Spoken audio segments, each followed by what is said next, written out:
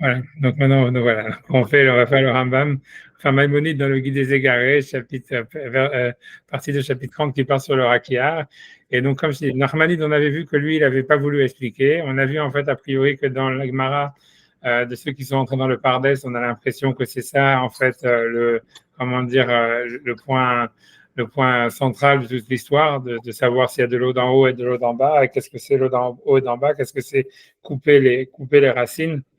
Elisha Ben Avouya, il a cassé les racines.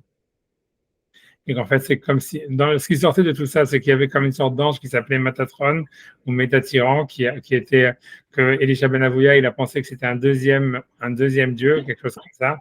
Et que, en fait, par la suite, Rabbi Akiva, lui, il pensait, il n'a pas vu cette différence, quoi. Il n'a pas pensé que c'était un deuxième Dieu, que, on ne sait pas exactement pourquoi dans les versets qui sont cités par la suite, c'est parce que Dieu il est spécial parmi ses armées ou quelque chose comme ça. Et on ne sait pas exactement, c'était très obscur à la fin, l'histoire de comment est-ce que Rabbi Akiva, puisque l'Agma, on avait terminé avec ça et je ne sais pas si, j'ai pas vraiment envie de revenir dessus parce que je ne sais pas si on peut arriver à plus que ce qu'on a fait en lisant et en traduisant l'Agmara, où en fait, ils avaient demandé comment ça se fait que Rabbi Akiva, lui, ne s'est pas trompé. Et l'on dit, c'est parce qu'en fait, il avait cité des versets en disant que Hachem, il est spécial parmi ses myriades ou quelque chose comme ça. Et on ne comprenait pas si Elisha Ben, c'est-à-dire cet ange, est-ce qu'il n'était pas spécial, est-ce qu'il était lui spécial. Bon, c'est pas clair, tu vois, c'était pas du tout clair cette histoire-là. Mais bon, enfin voilà, c'était ça l'idée.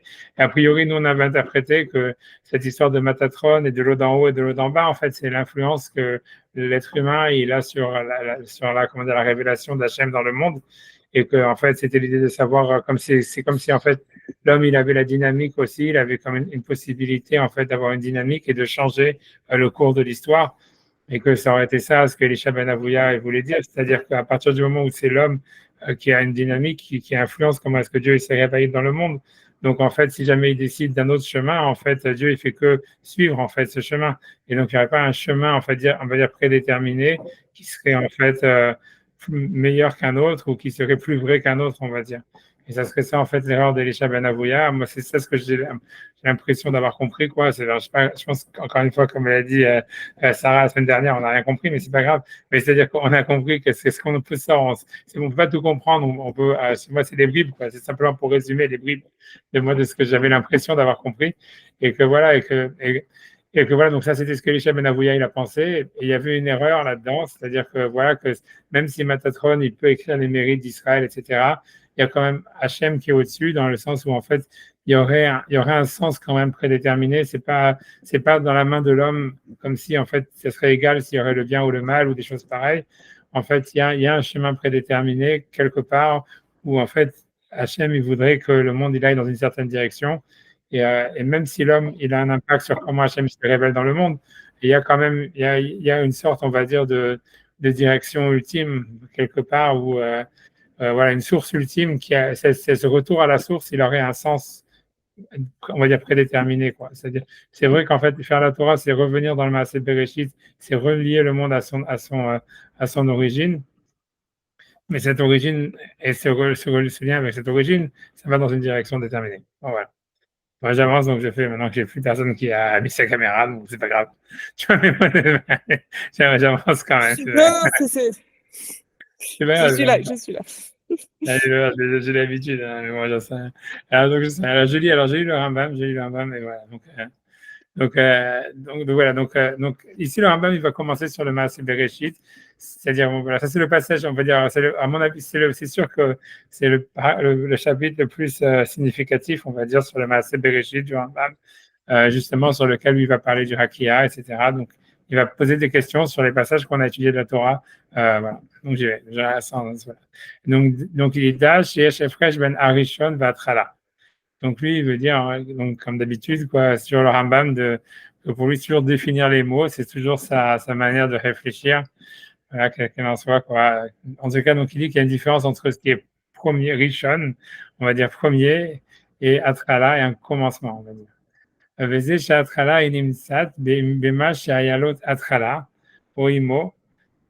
Donc, c'est-à-dire qu'il veut dire que il veut dire que le début, Atrala inimsat bema she'ayalo atrala, ça veut dire qu'il se trouve dans ce qui avait un commencement, oimo, bien avec lui, Afalbi shelo takdim lo bisman. C'est-à-dire même si jamais c'était pas quelque chose il y avait un état antécédent avant. Voilà, il va donner un exemple. C'est après que Moshe Yomar, comme on dit, chez Halev, Adkala o Imo. Il y a ici une erreur. Il y a une erreur, à mon avis, dans le variable. C'est pas Adkala o Imo, Afalbi shelo tikdam lo bisman. Moshe Yomar à la lèvre, c'est une erreur. Donc, Moshe Yomar à la lèvre, comme on dit sur le cœur, Adkala Tachai, que c'est le début de la vie. Bah, Yesod, Atkhala, Mashaoul Yesod. Et on va dire, la base, c'est le début de quelque chose qui tient sur une base. Mais ce qui veut dire par là, ça ne nécessite pas qu'il y ait quelque chose qui est venu avant ou quelque chose qui va venir après. Ogvar, Yukhrad, Gamken, J'ai pas compris. ouais, ouais. C'est ce qui veut dire, c'est qu'en fait, le commencement, c'est quelque chose. Ouais. C'est que le commencement, c'est pas quelque chose. Quand on va parler de commencement, c'est pas relatif à quelque chose d'autre. Ça veut dire c'est pas relatif au commencement d'un état antécédent, ce qui veut dire ou de quelque chose, tu vois, qui se serait passé avant, tu vois, comme s'il y aurait, voilà, il y a le début, tu vois, c'est ce qui veut dire, c'est voilà, on va dire, comme il donne l'exemple, par exemple, on va dire qu'on va considérer un être vivant à être vivant à partir du moment qu'il est vivant à partir du moment où son cœur il bat, on va dire. Et donc il dit pas, ça veut pas dire, Mais, tu parce vois, que, ouais, vas-y. mais c'est juste que vous avez traduit chez Aya lo atrala, mais il y a écrit chez I lo atrala. Ok, chez il, Il y a écrit Veze chez atrala, il lo nimset. Et là, du coup, je comprends pas ce que ça veut dire. Chez atrala, il lo nimset bema chez. Hilo Atrala, ça veut dire pour la chose sur laquelle elle a un début. Tu vois, ça veut dire, elle est là, c'est le commencement d'une chose, mais ce qui veut dire, c'est que c'est pas relatif à quelque chose d'autre. Tu vois, ce qui va faire la différence entre le premier. En fait, pour faire en français, c'est très simple. Il y a une différence entre quelque chose qui est premier et quelque chose qui est au commencement. C'est-à-dire que le premier, ça implique qu'il y a un deuxième, ou qu'il y a quelque chose qui était avant, etc. Alors que le commencement, lui veut dire, c'est quelque chose qui est au début de quelque chose. Ça fait pas référence c'est pas par rapport à quelque chose d'autre, on va dire comme ça, tu vois, j'imagine. Tu vois, c'est ça ce qu'il veut dire, tu vois, je pense, tu vois, ça veut dire, tu vois, il y a une erreur hein, dans ce variage. Je pense que tu vois que comme je dis au à la lèvre, si tu vois, Trala, Falbish, Loctidem, Lobisman, tu vois, je sais pas, il y a quelque chose il y a un problème. J'ai un guide des gars ici pour regarder, mais j'ai la flemme d'aller me lever pour aller voir. Mais il y a eu quelque chose, il y a une erreur au niveau du truc. Mais ce que ça veut dire, c'est dans la suite de la phrase, si on lit la suite, tu vois, je pense que ça va être plus clair quand il dit Yesod Atrala Mashaya lo Yesod, וכבר הוחלט גם כן זה העניין על זה העניין שהוא ראשון. Ça veut dire, lui, ce qu'il veut dire, c'est que les gens, ils vont appeler ça premier. Mais il veut dire par là que c'est un abus de langage. Quand il dit Yukhlat, Gam Kainyan Rishon, il veut dire c'est un abus de langage d'appeler ça premier, alors que le commencement, c'est pas le premier. Et maintenant, il va expliquer c'est quoi le premier. Il dit Aval Rishon, Omnam Yomar ala Kodem Bisman, Levad, Mibilti, Shia Kodem Aou, Bisman, Siba, le Mitacher Harab. C'est-à-dire que lui veut dire, j'ai l'impression aussi qu'il veut dire aussi que Atrala, ça implique une causalité. Voilà, ça aussi ce qu'il veut dire. C'est que Atrala, c'est ce qui est au commencement et ça implique, on va dire, d'être la cause, tu vois, c'est la source, c'est la cause de quelque chose. Alors que premier, ça voudrait dire simplement premier dans le temps, par rapport à quelque chose d'autre. אבל הראשון אמנם יאמר על הקודם בזמן לבד, מבלתי שיהיה הקודם ההוא בזמן, sans qu'il y ait pour que cette chose qui est avant, סיבה למתאחר אחריו, une cause sans que ce soit une cause de la chose qui suit. Voilà. Donc oui, c'est surtout qui veut dire que ce qui est au commencement, ça entraîne la suite, il y a une causalité, alors que ce qui est premier, ça n'entraîne pas nécessairement un rapport de causalité, c'est qu'un rapport de temps l'un avant l'autre, après l'autre. Moshe Yomar, Rishon, Mishedar, Bezabaïd, Ploni. Comme on dit, voilà, le premier qui habitait dans cette maison, c'était X. Baharav Ploni, et ensuite quelqu'un d'autre est venu habiter dans cette maison. Il n'y a pas de rapport de causalité entre les gens qui habitent dans la maison. Elle dit, Velo Yomar Ploni, Atralat Ploni, mais on ne peut pas dire que ce premier habitant, c'était le début de l'habitant qui est venu après, puisqu'il n'y a pas de causalité entre les deux, il n'y a pas de continuité, voilà, etc. C'est surtout ça ce qu'il veut dire. Il veut dire que la trala, ça serait un rapport causal, ça serait la cause première, en même temps la base, une condition, on va dire, d'existence, une cause, alors que ça serait le commencement, alors que quand on parle de premier, ça serait simplement un truc, quelque chose qui vient dans l'ordre du temps. Alors, donc il dit, va mila Torah à la rishon bilshonenu, et ça veut dire, et le mot qui veut dire ce qui était en début, je ne sais pas, ce qui était le rishon dans notre en hébreu, quoi, ou hi techila. Il veut dire que quand on dit le mot techila, c'est comme si on disait rishon, et ça veut dire que c'est pas quelque chose de causal, c'est simplement comme, voilà, c'est quelque chose qui implique simplement un ordre dans la temporalité. Techila diber Hashem bi-Hoshea, c'est-à-dire le début de la parole d'Hachem à Hoshea, va chertorer à l'atchala, et lui, par contre, ce qu'on appelle donc la trala, c'est-à-dire ce qu'il appelle, tu vois, le commencement, mais qui a une cause. Tu vois, ça veut dire qu'il implique une conséquence, une condition sine qua non pour que la suite arrive. En fait, c'est ce qu'on appelle réchit. J'ai un exemple, une roche, et que donc le mot réchit, ça ne voudrait pas dire le premier, mais ça voudrait dire le commencement, mais en étant la source et le commencement de quelque chose, pas simplement au niveau temporel, mais au niveau causal. Shimon examine Roche, Asharuat Khalat Achai, qui est le début, donc qui vient de la tête, qui est le début de la vie, les filles anachato, je sais pas, suivant, les filles anachato, je sais pas ce que je veux dire par là, suivant sa position, je sais pas. Ok. Ok, donc j'avance, tu vois, donc ce qu'il veut dire. Donc lui dit, ben voilà. Mais est-ce que ça veut dire aussi qu'il y a une unité? Parce que ça veut dire que il n'y a pas seulement un rapport de causalité, mais il y a une unité, parce que quand il dit atrala, c'est quelque chose qui est le atrala de la chose. Ouais, dans le sens où quand on dit réchit, ça veut dire que c'est le commencement de toute une chose, alors que si c'était ouais, c'est ça, c'est un processus, ça veut dire que ça revient mal. Comme c'est causal, donc c'est un processus. Mais c'est un seul processus. Ouais, mais c'est aussi une unité d'un processus. Ouais, exact. Parce que sinon, si c'est un processus, c'est aussi un processus des gens qui habitent dans la même maison, mais c'est pas, il n'y a pas c'est pas un, comment dire, c'est pas un seul processus, il n'y a pas une unité de. Voilà, c'est comme tu dis, ouais, c'est ça. Comme il n'y a pas de causalité, donc c'est des choses, on va dire, voilà, qui se succèdent dans le temps, sans qu'il y ait nécessairement une relation causale entre les, tu vois, si tu veux, entre les choses. Voilà, ça, c'est quand on dirait le Rishon, le premier, ou quelque chose comme ça. Mais quand on dit Bereshit, selon lui, ça voudrait dire que le Bereshit, c'est le début, en fait, d'un processus causal qui a commencé, et voilà, et donc qui s'implique, tu vois, ça veut dire qu'il implique l'un a permis l'autre, ou même si on peut dire il a causé l'autre, en tous les cas, il a permis l'autre.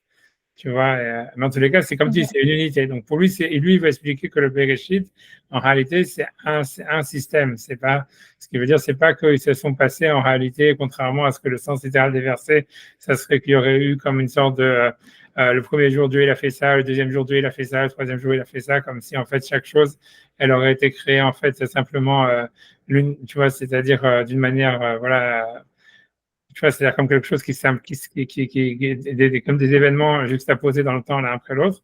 Mais pour lui, non, c'est le Bereshit, c'est en fait quelque chose qui est plus de l'ordre de la causalité, voilà, d'un processus causal et d'un processus, voilà, qui se développe plutôt que d'un ordre dans le temps de quelque chose d'événements qui seraient pas liés les uns aux autres et qui en fait qui se succèdent, tu vois, d'une manière, voilà, d'une manière arbitraire.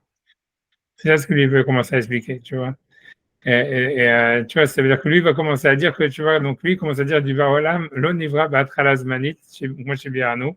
C'est-à-dire que lui il pense que le monde, on ne peut pas le dater dans le sens en disant qu'il aurait un début dans le temps, parce qu'il dit qu'Azman bikla la nivraot, puisque le temps est lui-même une création.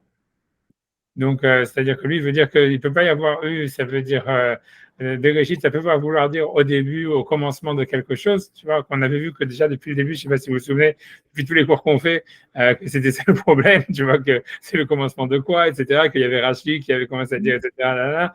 En fait, tu vois, voilà, Rambam, il revient, comme on n'arrête pas de faire du surplace, mais je vous promets qu'après ce chapitre-là, on avance. Et après, ça va avancer un peu plus vite.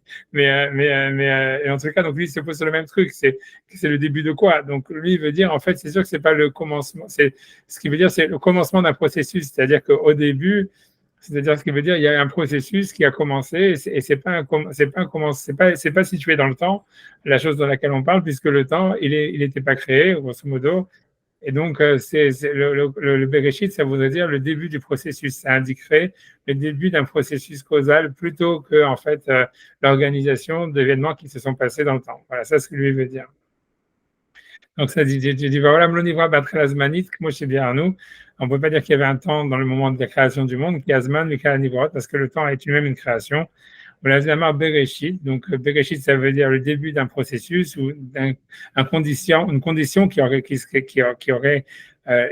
amené le reste. Bereshit va bête. Donc, il dit pourquoi il n'y a pas marqué Reshit, il y a marqué bête, Bereshit, qui est bête, kili. Je ne sais pas quoi. Puis vous le savez, qui est bête, kili. Je sais pas ce que veut dire je pense qu'il y a une erreur dans l'histoire, tu vois, de.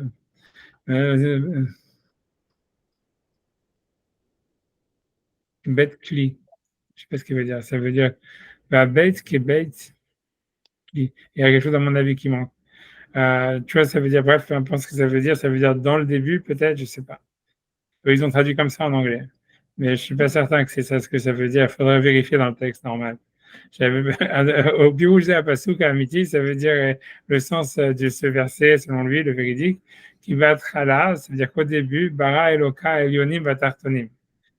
Et ça veut dire que, c'est-à-dire qu'au début, c'est-à-dire ce qui veut dire que il y aurait, ça veut dire que le monde, en fait, il aurait été créé à la base par une séparation entre quelque chose, puisque c'est Shamaim Va'aretz, ça veut dire que l'initiation du processus qui fait que le monde a pu exister ou qui a engendré la création du monde, en fait, tel qu'on le connaît, quoi, ça serait en fait une séparation entre un haut et un bas.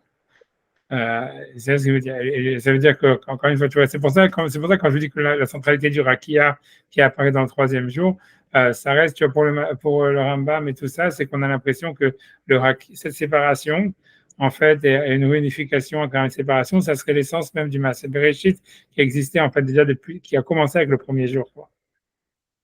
Donc, mais lui, dans ce cas, donc lui veut dire, Batkala bara Elohim Elioni Batartonim. À savoir c'est quoi, de quel haut et bas il est question. Encore ça, vraiment, on peut expliquer comme on veut. Vezer apirouche maskim le chidush shaolam. Et dit cette explication, elle permet, ça veut dire, elle va, c'est lui ce qui, parce qu'il a toujours peur qu'on l'attaque de dire qu'il pense que le monde n'est pas créé. Donc, c'est pour ça qu'il dit que cette explication, elle est malgré tout, elle admet, ça veut dire que le monde est créé, quoi. Ça veut dire, c'est pas obligé de le dire parce que voilà, c'est tout. Je pense que c'est ça ce qu'il dit pour l'instant. Ah oui, parce que c'était son grand problème à lui. Voilà, exactement. C'était le seul argument philosophique, l'univers éternel, qu'il n'arrivait pas à expliquer avec la Torah. Il n'arrive pas à expliquer ce qu'il voulait pas, il ne peut pas prouver le contraire. C'est-à-dire, Maïmonide, lui, il pense, je ne sais pas exactement pourquoi, lui, c'est pas le seul truc, c'est que dans le livre, c'est-à-dire que pour lui, il pense qu'il n'y a pas de preuve, on ne peut pas prouver que le monde est créé. Et pour lui, en fait, mais c'est surtout que lui, il a une grosse tendance. Voilà, donc ça, c'est la première chose. Donc, il dit c'est Nemuna, ça veut dire, voilà. Et on ne peut pas prouver que le monde est créé, mais on ne peut pas prouver non plus que le monde, on ne peut pas prouver le contraire. Et lui, après ça, je ne sais pas, après ça, dans tout le livre, il ramène plein de. Lui, il pense il dit que c'est plus probable de penser que le monde est créé. Il fait des arguments, tu vois, de bon sens. Je les ai oubliés, honnêtement, je les ai oubliés. Mais c'est parce que ça, c'est une grande partie du livre, tu as raison, c'est 80% du livre, c'est sur cette question. Mais tu vois, ça veut dire, si tu veux, là où Maïmonide il est surprenant, c'est que si tu veux, tous ceux qui pensent, tu vois, que le monde a été créé, ça veut dire, en grosso modo, les religieux, quoi, la Torah, quoi, on va dire. En fait, tu vois, ils croient aussi, la plupart, tu vois, de tous les penseurs jusqu'à lui, ils pensaient que si le monde, il a un début, il a une fin aussi, tu vois. Et Maïmonide, lui, il va soutenir une thèse tout à fait originale et qui est la sienne, complètement propre, c'est de dire que le monde, il a un début, mais il n'a pas de fin. Et c'est super bizarre de penser comme ça, tu vois. Ça veut dire lui, il pense que le monde, il a un début, mais qu'en fait, lui, il soutient que, contrairement à plein de versets de la Torah, des machins comme ça, des Midrashim, etc., lui dit que le monde, il est éternel. Il est éternel à partir du moment où il a été créé, au début, un début qui ne serait pas vraiment temporel. Un début, en fait, comme il dit, tu vois, je ne sais pas exactement qu'est-ce que c'est, tu vois. Comme ça serait l'initiation d'un processus qui aurait commencé quelque part, tu vois, avant que le temps existe, quoi. Mais pour lui, c'est l'univers, il a pas de fin. C'est ça son vrai chidouche. C'est ça son vrai truc que personne ne comprend pourquoi lui il pense ça à Mordicus, parce que c'est contre les philosophes et c'est contre la Torah. C'est pas contre la Torah, mais ça veut dire c'est-à-dire que c'est très difficile de penser que quelque chose qui a un début, il a pas de fin. Tu vois. Mais même les Grecs, c'est contre la Torah? Parce que tu vois, dans la Torah, il y a plein Non, de les versets. Grecs Aristote pensait que l'univers était éternel. Mhm. Mais il pensait que si jamais une des preuves, c'était de dire que si jamais si jamais le monde, en fait, il était pas éternel, donc il aurait une fin, et comme il n'avait pas de fin, ça parle beaucoup de l'histoire de dire qu'il n'a pas de fin. Le fait de prouver qu'il n'a pas de début, c'est parce que, en fait, quand tu regardes dans les propositions d'Aristote, c'est beaucoup parce qu'ils sont plus persuadés de l'infini de l'univers. Et donc, comme l'univers, il est infini, il n'a pas de fin, même dans le temps, donc ils ont du mal ils pensent que c'est peu probable de penser, ou c'est impossible de penser qu'il aurait un début. Et, c'est un des arguments. Ils ont beaucoup plus d'arguments que ça. Mais si tu veux Stam d'une manière logique, ça veut dire vraiment, même comme ça, sans trop se casser la tête, c'est logique de penser que quelque chose qui est créé, à un moment, tu vois, tu vois, ça veut dire qu'il n'existait pas à un certain moment, à un moment, il va s'arrêter d'exister. Tu vois, ça veut dire, c'est logique. Tu vois, c'est ce que difficile. Ça dépend. Quoi. C'est très facile d'expliquer, l'opinion de Maïmonide, ce serait très facile d'expliquer avec ce qu'on sait actuellement des observations. C'est-à-dire qu'on a un univers en expansion qui est en expansion constante, ce qui veut dire que, voilà, c'est un processus qui aurait été mis en marche. L'expansion n'a aucune Limite, ouais. Un processus qui a été mis en marche et qui n'a aucune raison de s'arrêter. Alors oui, le soleil va mourir, la Terre va avoir des transformations, mais l'univers en soi, à partir du moment où il a été, de ce qu'on observe du rayonnement, on voit le début et on voit l'expansion. On voit les galaxies s'éloigner de nous, quoi. Donc l'expansion permanente, c'est une manière simple d'avoir un début et une... C'est ce que Maïmonide pensait. Voilà, c'est ce que lui pensait. Mais c'est la Torah, elle dit que l'univers va prendre fin. C'est écrit que c'est-à-dire que c'est pas marqué, mais il y a plein de versets de la Torah qui. Maïmonide lui-même il dit là avec ça, tu vois, il est marqué par exemple dans les psaumes, il y en a plein. Tu vois, il est marqué Mayovedo, il y a des versets. Tu vois, je vois Kulam Kabegadivlu, c'est dans le psaume 103 par exemple. Je peux vous montrer, mais il y a plein d'autres. À part ça, dans les Midrashim, tu vois, Maïmonide lui-même il les cite, mais tu vois, ça veut dire, tu vois, 2 secondes, je pense. 2 secondes. Je dois chercher.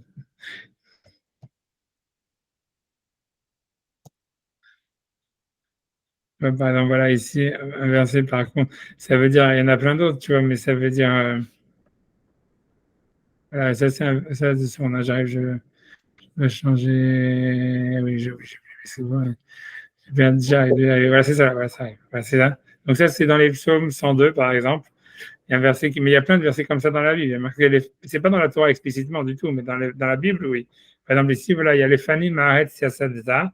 Ça veut dire aux origines, tu as établi la terre. Donc, a priori, c'est le roi David qui parle à Hachem. Umaseyadeh Hashamaim, et ça veut dire les actions de tes mains sont les cieux. Et Hemayovedu, ça veut dire ils vont disparaître, Batata Amod, et toi, tu vas rester. Vekulam Kabega Divlou, et tous comme un avis, ils vont se Divlou, tu vois, ils vont, je sais pas comment dire, je sais pas comment ils ont traduit. Ils ont changé, ils vont changer. C'est pas les valotes, normalement, tu vois, c'est comme balouille, tu vois, je sais pas comment traduire. C'est quand quelqu'un il est, tu vois, c'est quelque chose, il est usé, ils vont s'user, voilà, ils vont s'user. C'est pas s'abîmer. Voilà, s'abîmer ou s'user, tu vois.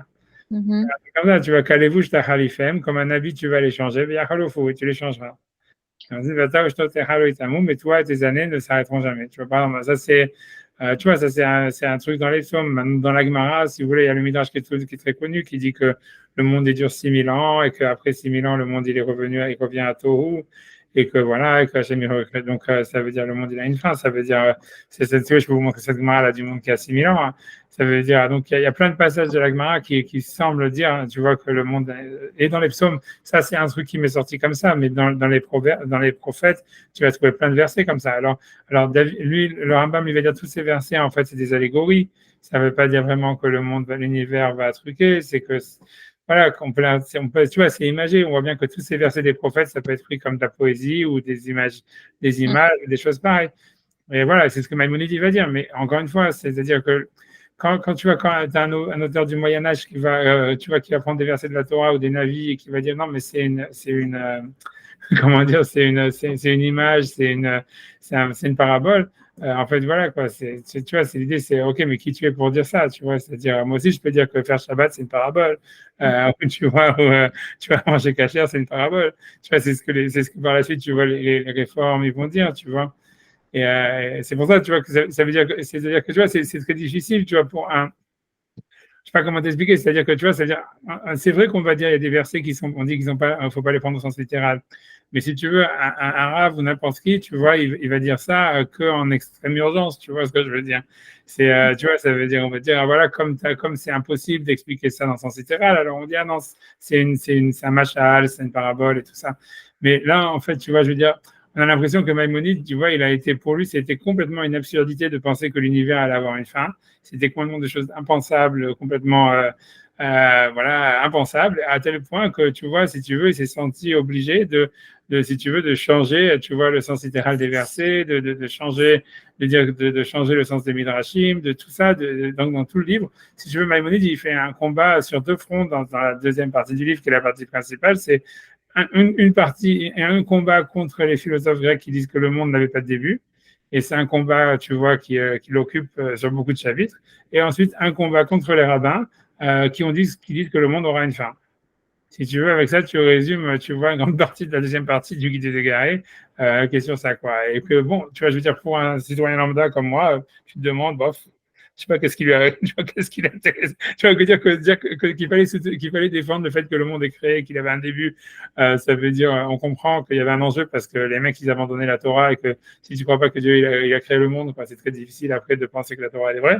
Donc, si tu veux, c'est très justifiable le fait que Maïmonide, il s'est senti une obligation et ça veut dire un devoir tu vois, d'essayer d'expliquer en arabe, c'est-à-dire à l'époque, dans le langage de tout le monde, que voilà, que si tu veux, que c'était la philosophie grecque, elle avait pas de preuves, ça veut dire d'Aristote, elle avait pas vraiment de preuves contre la Torah ou le judaïsme ou n'importe quoi, et qu'on pouvait rétablir, voilà, et que donc voilà, qu'il fallait faire un argumentaire pour expliquer oui ou non.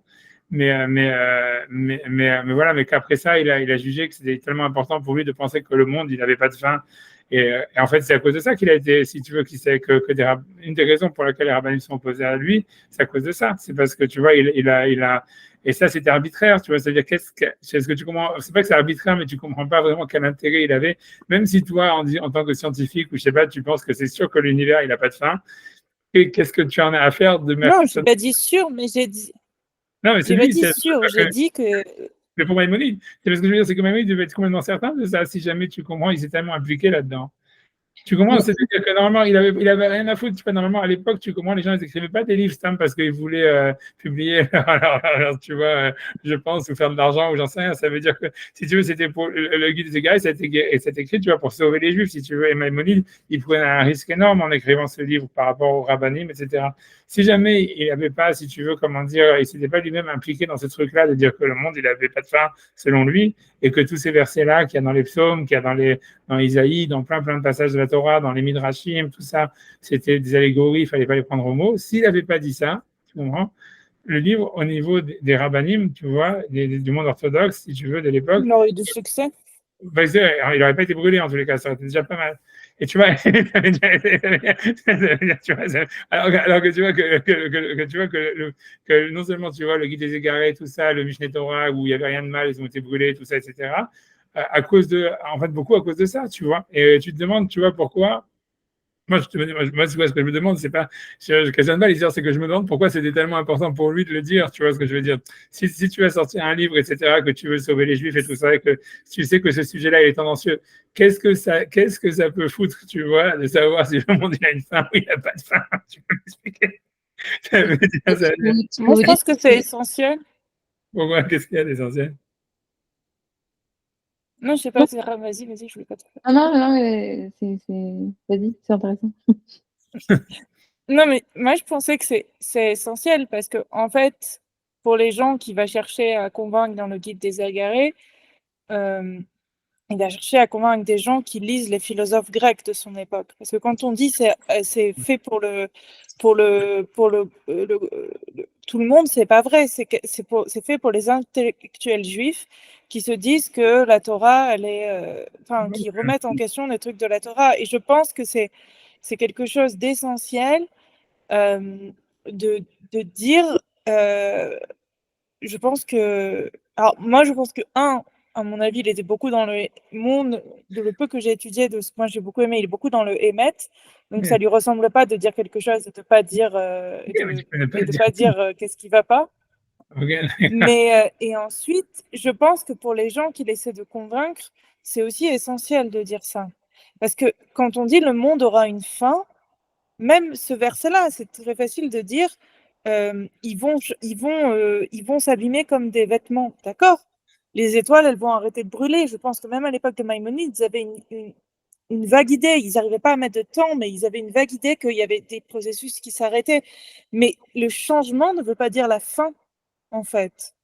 Parce que l'idée que le monde va finir comme ça n'a aucun sens. Enfin, aucune logique, disons. Ok, je sais. Je suis d'accord, mais le truc, je comprends avec toi, je suis d'accord. Moi, j'en sais rien. Moi, honnêtement, je ne pense pas que je serais là.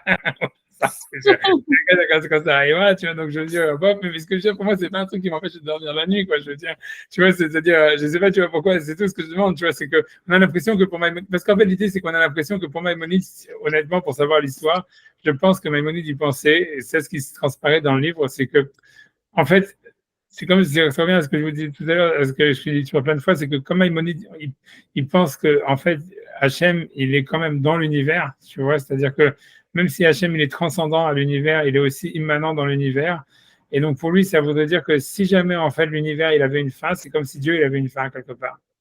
C'est ça ce qu'on a l'impression que pour lui. Moi, peut-être c'est ma lecture, parce que j'ai l'impression. Ça, c'est un sujet très vaste, tu vois. Si on est vraiment en sujet, tu vois, pour l'instant, je sais pas comment on est parti là-dedans, tu vois. Mais ça veut dire, voilà, mais ça veut dire, mais il y a plein de passages de Maïmonide parce que lui il pense comment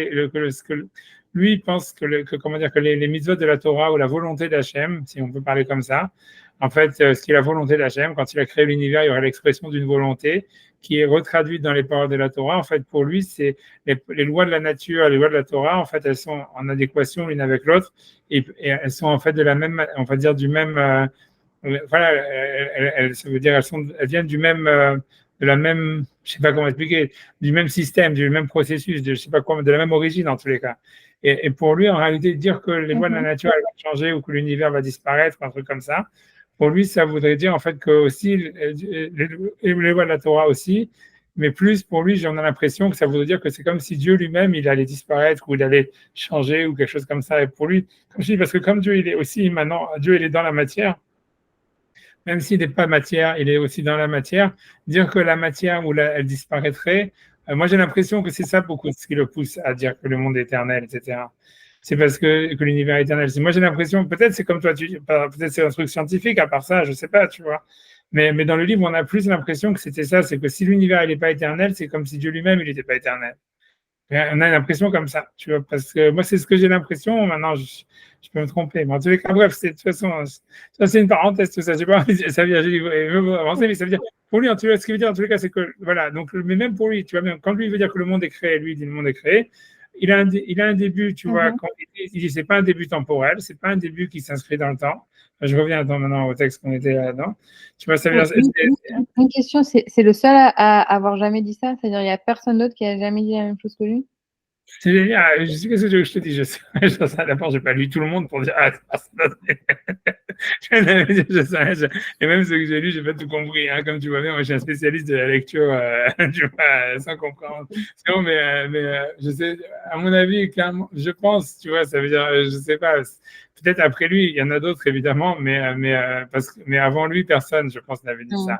Et surtout dans les Midrashim, on a beaucoup l'impression, tu vois, que voilà, que le monde il retourne à zéro, qu'il y a une récréation du monde, que si tu veux, ce qui sort de Midrashim beaucoup et de la manière dont les versets dans les psaumes et dans Isaïe, dans les prophètes, ils sont interprétés par les sages de la Gemara au sens littéral, encore une fois, c'est que si tu veux, c'est qu'il y a un retour, si tu as après le Mashiach, un truc comme ça, il y a un retour au chaos complet.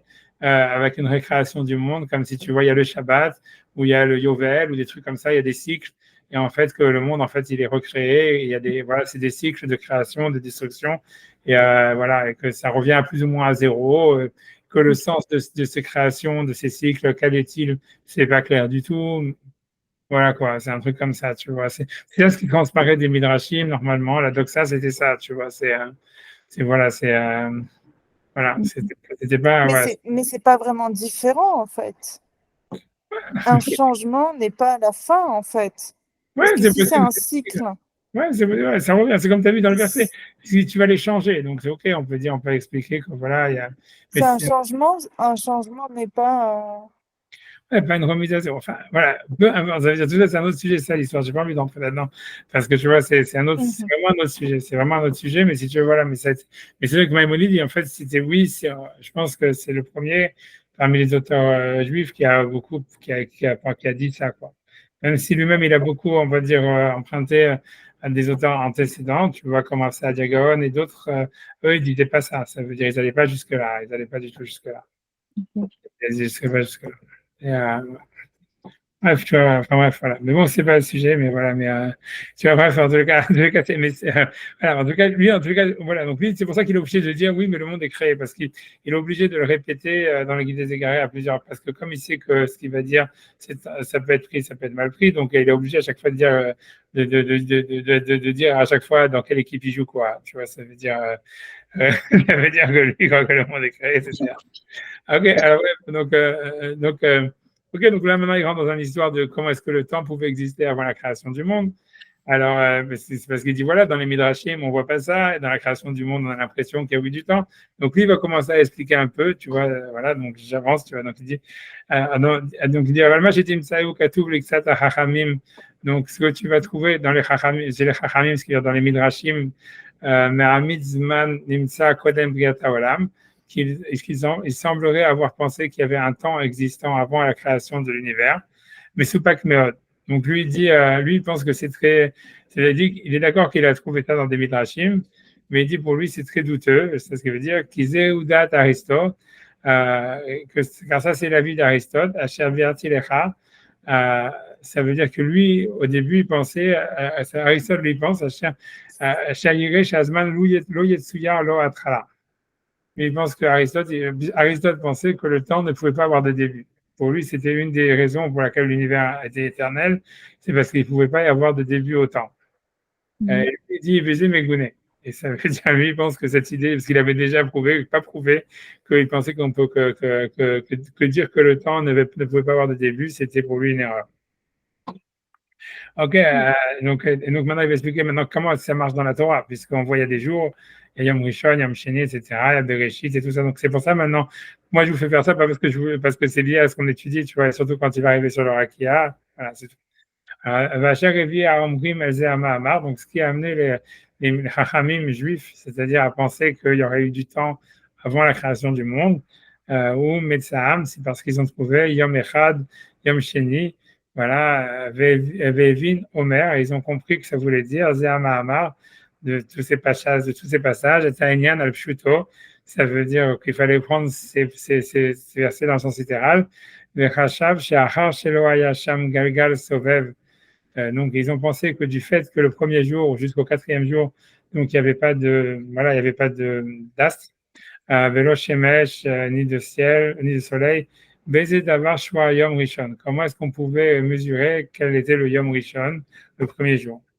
Bamhu Baiser à la Shon. Donc ils ont dit dans ce langage, ça c'est le Midrash, Yom Echad, donc premier jour, Amar Abiuda Barabi Simon. Abiuda, le fils d'Abi Simon, a dit Mikan Shaya Seder Zmanim Kodem Lechan. Ça veut dire, de là on apprend qu'il y avait en fait une organisation du temps avant la création du monde, ou avant la création du premier jour. De là,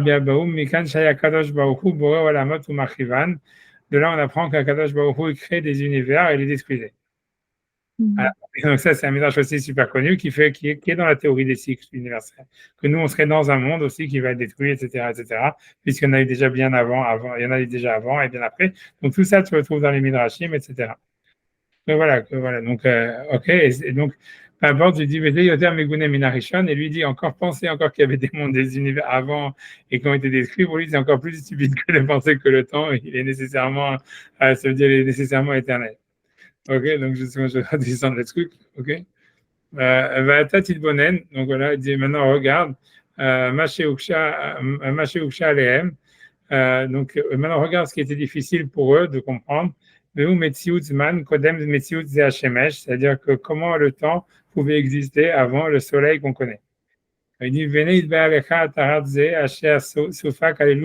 Ashnaim Bekarov, voilà, et je vais, ça veut, Veni Idva Lecha Atarat Safek, c'est Ashasufak Aelu Ashnaim Bekarov, ça veut dire il va répondre à ces deux arguments de comment est-ce qu'il pourrait y avoir un temps avant la création du soleil, j'imagine.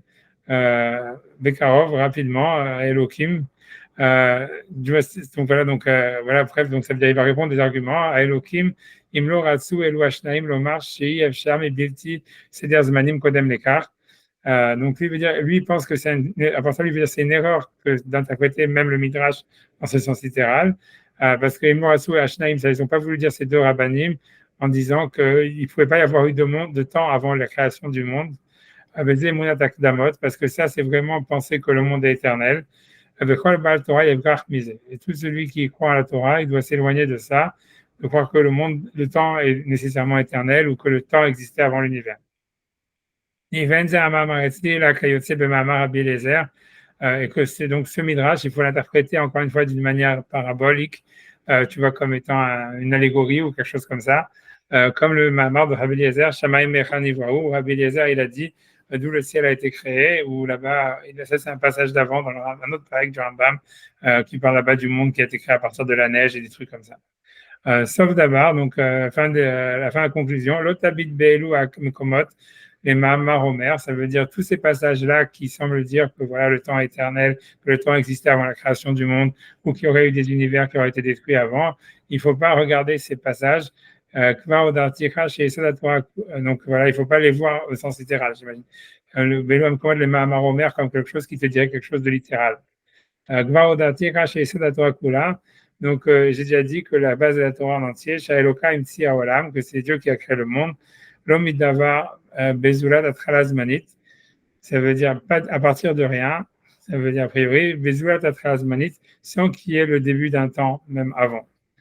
Abalazman Nivra, mais le monde, il aurait été créé, il est créé, on va dire après la création de l'univers, ou dans la création de l'univers, Kiunimshach Litmuat Agalgal, puisqu'en fait, il dépend, ça c'est aussi le Rambam qui pense que le temps, il est que mesurable à cause de l'espace, donc à cause du mouvement, quoi. C'est comme Einstein, quoi. J'arrête à Galgal, Galgal Nivra, et que donc, comme les planètes ont été créées, donc il ne peut pas y avoir de temps sans espace ou sans mouvement, et donc en fait, le temps aussi est créé, comme l'espace a été créé. Comme tout ça, voilà. Donc j'avance, tu vois, donc tout ça, j'avance. Donc, mais c'est juste, je ne me rappelais plus, vous n'avez pas lu ce chapitre, mais c'est hyper impressionnant qu'il pensait ça à son époque, en fait. Parce que c'était un credo scientifique, c'était pas du tout une idée. Oui, non, je sais, je sais, mais il y a plein de trucs qui sont très. Ça veut dire sur ce point-là, c'est a priori, Maïmonide, et c'est à son époque, là encore, c'était un truc qui avait choqué les contemporains de Maïmonide, de savoir comment est-ce qu'il disait que le temps, il pouvait que mesurer que par rapport à un mouvement et qu'il expliquait que dans l'espace et tout ça. Mais pour lui, c'était encore une évidence, tu vois, ça veut dire qu'il démontre pas. Tu vois, il le dit comme ça. Mais voilà. Mais n'importe, il y a plein de trucs, il y a plein de corrélations entre la théorie d'Einstein et la théorie de ce que Maïmonide dit dans le Guide des égarés. Mais voilà, mais bon, il y a plein de corrélations. Mais tu vois, mais c'est parce que tu vois, pour lui, déjà même la relation à l'énergie, tu vois la relation entre l'énergie et la matière, tu vois aussi, tu la retrouves dans Maïmonide. Ça veut dire que Maïmonide, tu vois, ça veut dire lui, il va expliquer le fait que Dieu, il peut être en même temps matière et matériel, du fait que pour lui, il pense que la matière, c'est de l'énergie, et que donc Dieu, en fait, il serait dans l'énergie, il serait lié au monde à travers l'énergie. Et que c'est un truc aussi complètement, ça veut dire à son époque, c'était complètement débile de penser que de la matière, c'est de l'énergie. Non, il y a des intuitions comme ça, très étranges. Tu vois, ça veut dire, ça veut dire, voilà, c'est ça, voilà, c'est ça, t'as qu'à lire le livre, hein, ça veut dire, mais c'est un livre très dur à lire. Là encore, ça, c'est pas très dur à lire, je sais pas, en fait, il faut avoir la patience, quoi. C'est pas un livre que tu peux lire, tu vois, en une nuit, quoi, je veux dire. Tu vois, c'est pas une série Netflix, ça veut dire, l'idée, tu vois, en fait, tu vois, ça veut dire, pour faire le guide des égarés, il faut faire un chapitre par semaine, tu vois, et aller très lentement. Et voilà, et c'est tout, tu vois, et voilà, et c'est tout. Et le faire, voilà, c'est comme ça, et le faire plusieurs fois, quoi, en fait. C'est pas difficile, en fond, quand tu le lis, c'est pas difficile, sauf qu'il faut aller lentement et tu peux pas en faire beaucoup en un bloc, quoi. ça l'idée, ça le truc. Mais voilà, mais bon, mais c'est à part ça, c'est à la fin, quand tu as fini le livre, même quand tu l'as lu plusieurs fois, même quand tu essaies, tu vois, avec beaucoup d'intérêt, etc., à la fin, tu as toujours l'impression que tu n'as pas compris ce qu'il voulait dire, tu vois. C'est très bizarre, ça aussi. Ça, c'est tous les lecteurs, ils te le diront. Parce que tu vois, ça veut dire que, parce que lui-même, il dit, tu vois, ça veut dire que voilà, il dit pas ce qu'il veut dire. Et lui-même, il dit dans l'introduction qu'il dit pas ce qu'il veut dire, etc., etc. Et à la fin, quand tu as fini le livre, tu dis, mais qu'est-ce qu'il voulait dire? Et en fait, tu sais pas. Et puis, tu relis le livre une deuxième fois. Et puis, ça veut dire que tu vas découvrir des nouvelles choses. À chaque fois que tu relis, c'est un livre que tu peux relire à l'infini. Tu vas toujours découvrir des nouvelles trucs que tu n'avais pas vu avant. Mais à la fin, tu peux même, si tu peux garder, tu peux dire, OK, je vais prendre des notes pour voir quel est le plan du livre. À la fin, tu comprends jamais. À la fin, mais tu vois, ça veut dire, où est-ce que le livre va à la fin? Tu vois, qu'est-ce que ça voulait dire? La globalité du livre, tu la perds toujours. C'est très étrange. C'est très étrange. C'est très étrange comme. C'est pour ça qu'il y a plein de scripts qui ont une lecture kabbalistique du Guide des Égarés. Parce que ça veut dire, ça peut avoir un sens mystique. Ça veut dire, tu peux lire, si tu lis le Guide des Égarés, je te promets que tu n'as qu'à faire l'expérience. Tu lis le Guide des Égarés, tu fais un chapitre par semaine. Tu lis un chapitre, quoi qu'il arrive. Tu lis, tu traduis, tu lis, et tu fais ça, tu vas voir qu'au bout très vite, au bout de, je sais pas, 1 mois, 2 mois, 3 mois, tu vas commencer à, je sais pas, avoir une expérience mystique, mais presque. Ça veut dire que tu vas voir que ta manière de regarder le monde, elle va changer. Tu verras, et tout le monde a subi ça. Et c'est très étrange comme bouquin. C'est très étrange, c'est très étrange. Mais ça lui ressemblerait pas, non? De vouloir que les gens aient une expérience. C'est sûr. Mais ce qui est sûr aussi, c'est sûr aussi qu'il y a eu des. Non, c'est sûr, mais j'en sais rien, tu vois. Mais, voilà. Mais c'est sûr aussi qu'il y a eu des mains qui ont retouché dedans. C'est sûr aussi. Ça veut dire que surtout dans la troisième partie, surtout, il y a eu des retouches. Et je pense, tu vois, ça veut dire, c'est sûr qu'il y a des ajouts. Et les ajouts, en fait, ils ont été faits pour sauver le bouquin, tu vois. C'est-à-dire que, en fait, ça veut dire c'est-à-dire que surtout dans la troisième partie, il y a plein, mais il n'y a pas que dans la troisième partie. Ça veut dire à chaque fois qu'il y a des, si tu veux, il y a des parties piétistes à l'intérieur, presque comiques, pratiquement. Ça veut dire, tu vois, où il dit oui, le principal, en fait, c'est d'aller à la synagogue et écouter la lecture de la Torah. Je te promets que tu as trouvé des trucs comme ça, tu vois. Et Stam out of the blue. Et ça, c'est clair, en fait, c'est parce que, tu vois, ça veut dire, c'est parce qu'en fait, tu vois, c'est comme les mecs, il fallait justifier le bouquin, etc. Donc, je pense que ça, c'est des mains tardifs qui ont ajouté ça pour pas justement qu'il soit brûlé, tu vois. Ça veut dire, pour que quand il était truc, il disait, voilà, il dit d'aller à la synagogue, il dit de manger cachère. Et après ça, il y a des parties hyper piétistes où il dit, oui, en fait, ce qu'il faut, c'est vraiment s'isoler, étudier la Torah, tu vois, machin, oublier le monde, des trucs complètement. Et on voit bien que c'est pas lui, parce que à part ça, à chaque fois qu'il y a ça, en fait, je dis, le type, il fait des fausses références. C'est comme ça que tu le reconnais. Ça veut dire à chaque fois, et c'est pour ça qu'on voit que le type qui a fait ça, c'était un mec gentil, c'était pas un mec qui voulait falsifier le bouquin, parce que il va te mettre des pages comme ça, et puis il dit, de toute façon, je l'ai déjà dit dans le chapitre 2, 20, machin, baba. Et puis tu regardes là-bas, et tu vois là-bas que Maïmonide, il a dit complètement le contraire. Et ça, tu le retrouves plein de fois dans le livre, tu vois, et ça se voit que ça a été rajouté, que le type, en fait, donc ça rajoute, tu vois, à l'aspect baroque, moyenâgeux, tu vois, du bouquin. Ça veut dire que c'est déjà pas clair à la base, tu vois, mais qu'en plus, tu as des trucs comme ça, avec des faux rappels, des machins, etc. Donc, en fait, tu vois, c'est intéressant. C'est sûr que c'est un livre, tu vois, ça veut dire whatever, tu vois. Quelqu'un, il peut passer, ça veut dire, voilà, il peut passer sa vie à étudier ce livre, hein. Mais c'est vrai qu'il y a des intuitions scientifiques. Moi, je ne suis pas scientifique, donc j'en sais rien. Mais c'est sûr que voilà, cette histoire de l'espace-temps, cette histoire de la matière, c'est de l'énergie. Pour lui, des trucs, tu vois, ça veut dire, c'est des intuitions très étranges, tu vois, parce qu'à son époque, on ne sait pas qui pensait comme ça, etc. Et c'est tout, voilà, mais bon, je sais, tu vois, voilà. Mais c'est bref, en tout cas, whatever. En tout cas, donc j'avance, tu vois, donc moi j'ai ça, j'étais à des où, donc ça veut dire, donc, après, donc ce qu'il y a lieu de savoir, c'est Minat Et, donc, puisqu'il est en train d'expliquer c'est quoi le Bereshit. Donc, pour lui, il a déjà commencé à expliquer que le Bereshit, c'est pas un commencement temporel, c'est pas, tu vois, c'est pas le commencement de quelque chose réellement, peut-être, c'est surtout le début d'un processus qui peut-être, tu vois, qui serait plus dans une relation de causalité que dans une relation de temporalité. Ça, c'est la première chose, et que pour lui, il pense que donc, ce qui a été le début d'un processus, ça a été une séparation entre quelque chose qui est en haut et quelque chose qui est en bas. Il n'a pas défini ce qui était en haut et en bas, et pour lui, c'était ça, ce que le verset voulait dire, Shamaim va'aretz, le ciel et la terre. Et voilà, ça veut dire qu'il y avait autre chose avant, non?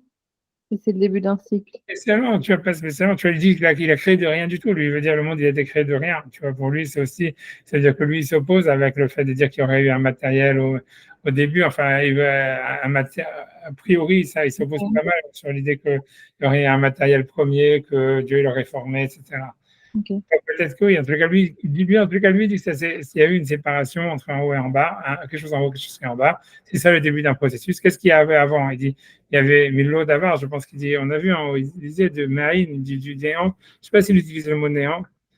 On n'a pas vu. On n'a pas vu ça. Si on a vu, il dit tout très rapidement. Il a dit ailleurs beaucoup plus, mais ici, tu vois, quand il dit.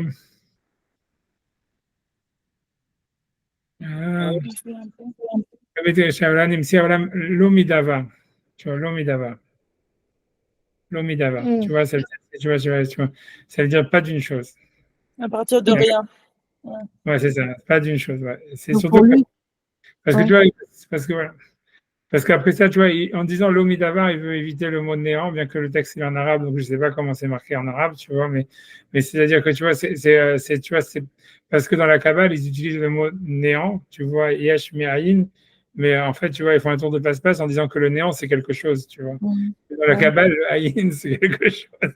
Donc c'est pour ça que lui dit non, c'est pas du ayin, c'est du lo davar, tu vois.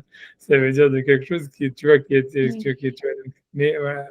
Et donc le temps, il a commencé à partir de ce moment-là pour lui? Le temps, il n'a pas encore expliqué quand le temps existe. Mais en tout cas, lui dit qu'il y a une séparation, mais que ce qu'il veut dire, c'est que surtout ce qu'il veut expliquer, encore une fois, c'est puisque lui, il veut expliquer le passage de Bereshit, que c'est ça le but. Tu vois, donc lui, et que donc on a vu déjà la question. Rachid lui-même s'est demandé le début de quoi. Et Rachid avait dit c'était le commencement de la création du ciel et de la terre, si tu veux expliquer dans le sens littéral. Et après ça, Rachid avait dit non, on peut l'expliquer que par rapport à des midrashim, etc., etc. En fait, si tu veux, ce que Rachid dit, ça se rapproche, si tu veux, ça peut avoir une certaine relation avec ce que Maïmonide dit. Ou puisque quand il avait dit Bereshit, c'est à cause de Réchit que c'est Israël qui a appelé Réchit, ou c'est la Torah qui a appelé Réchit, etc. Ça implique aussi une causalité. Sauf que tu vois, c'est que tu vois, Rachid, il va utiliser ça comme une causalité, on va dire spirituelle ou quelque chose comme ça. Alors que tu vois que Maïmonide, lui, va essayer d'expliquer ça d'une manière, en fait, tu vois, en partant du présent, quoi. C'est pas qu'il y aurait un Réchit à venir, tu vois. C'est-à-dire pour Rachid, c'est comme si, en fait, on te disait Bereshit, ça veut dire dans une certaine optique, dans une certaine, pour arriver à un certain but qui aurait été Israël, la Torah ou peu importe. Le monde a été créé. Lui, il va expliquer. On a l'impression que Maïmonide, dans tous les cas, il veut expliquer non. Il y a le Réchit, c'est le début d'un processus qui s'explique en lui-même, mais c'est une causalité plus, encore une fois, qu'une temporalité. Okay. Tu vois, donc, je reviens sur le truc, tu vois. Donc, je redis ça. Tu vois. Ok, donc maintenant il va expliquer c'est quoi Bereshit bara Elohim et Hashamayim vet haaretz. Voilà. Donc là, il est en train d'expliquer c'est quoi le et. Alors, on va chez ça, donc ce que vous devez savoir, chez Milat et, que le mot et, Nemeret Bomho et Hashamayim vet haaretz, qui a été dit en ce qui concerne le ciel et la terre. Donc voilà, Kvar bi'aru chachamim bimkomot rabim. Donc c'est-à-dire que le mot et, ça veut dire qu'on ne traduit pas en hébreu moderne, mais qu'en hébreu ancien, ça veut dire souvent Sheu Benyan Im.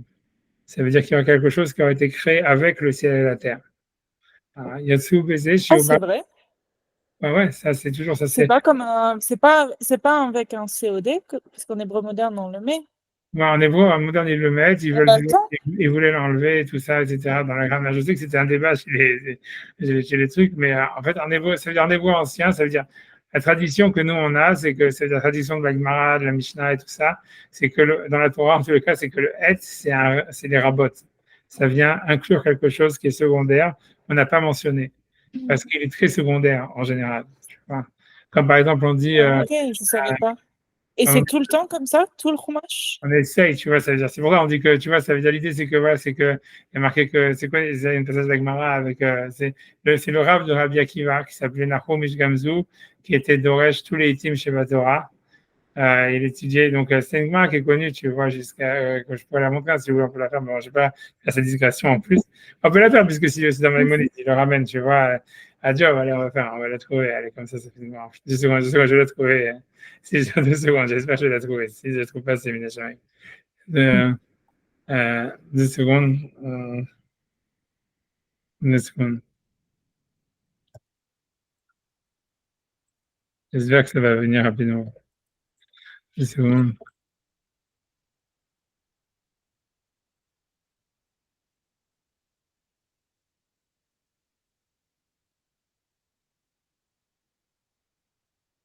Voilà, ici, c'est rien. Voilà, ici, alors, 10 secondes. Voilà. Voilà, tu vois, d'ailleurs, Menachem, tu vois, ça veut dire Charles, mais je pense, tu vois, mais c'est pas celle-là que je voulais, 2 secondes. Ouais, je sais pas si c'est là-dedans, 2 secondes. Ouais, on va voir ça. Ça, c'est lié plus avec, avec le Rambam qu'on fait. C'est Charles, Rabbi Ishmael et Rabbi Akiva, Shayu Malchin Baderer. Donc, ça veut dire Rabbi Ishmael. Mais après ça, je vais regarder. Charles, Rabbi Ishmael, Rabbi Akiva, Shayu Malchin Baderer. Amar Lahem, Achar Shimashta, Ata Shimashta Nachum Ishgamzu, Esrim Veshtaim Shana. Ça veut dire toi qui as été un élève de Nahum Ishgamzu. Nahum Ishgamzu, c'est parce qu'il était toujours Gamzu Letova. C'est lui qui a inventé le mot Gamzu Letova. C'est vrai, mais c'est comme ça qu'il c'est pour ça que c'était le rab de Rabbi Akiva et on l'appelait comme ça, il était lui-même, il était je crois, il était aveugle, on lui avait coupé, il était un homme tronc, il n'avait pas de jambes, pas de pieds, etc. Et il était toujours Gamzu Letova, Gamzu Letova, Gamzu Letova. Tu vois, tu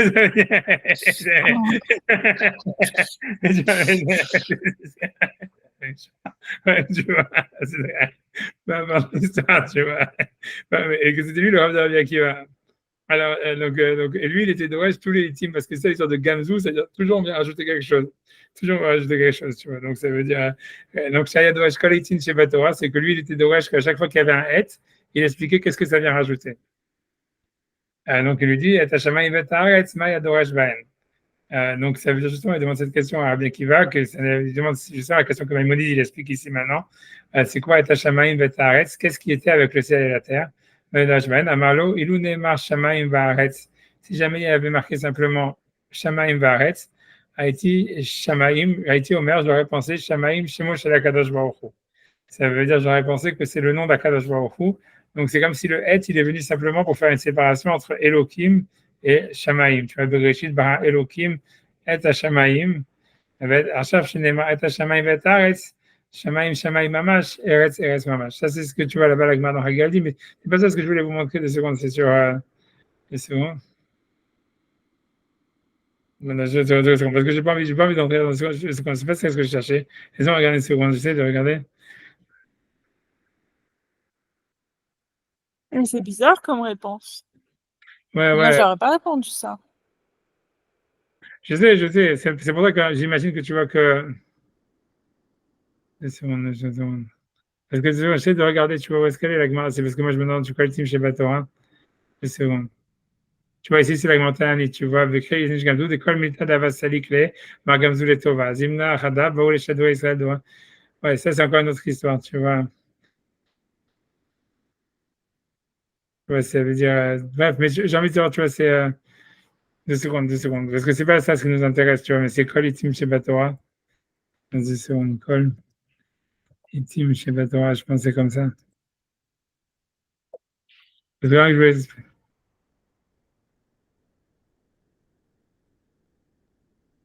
Oui, non, mais il n'y a pas mis 10 secondes.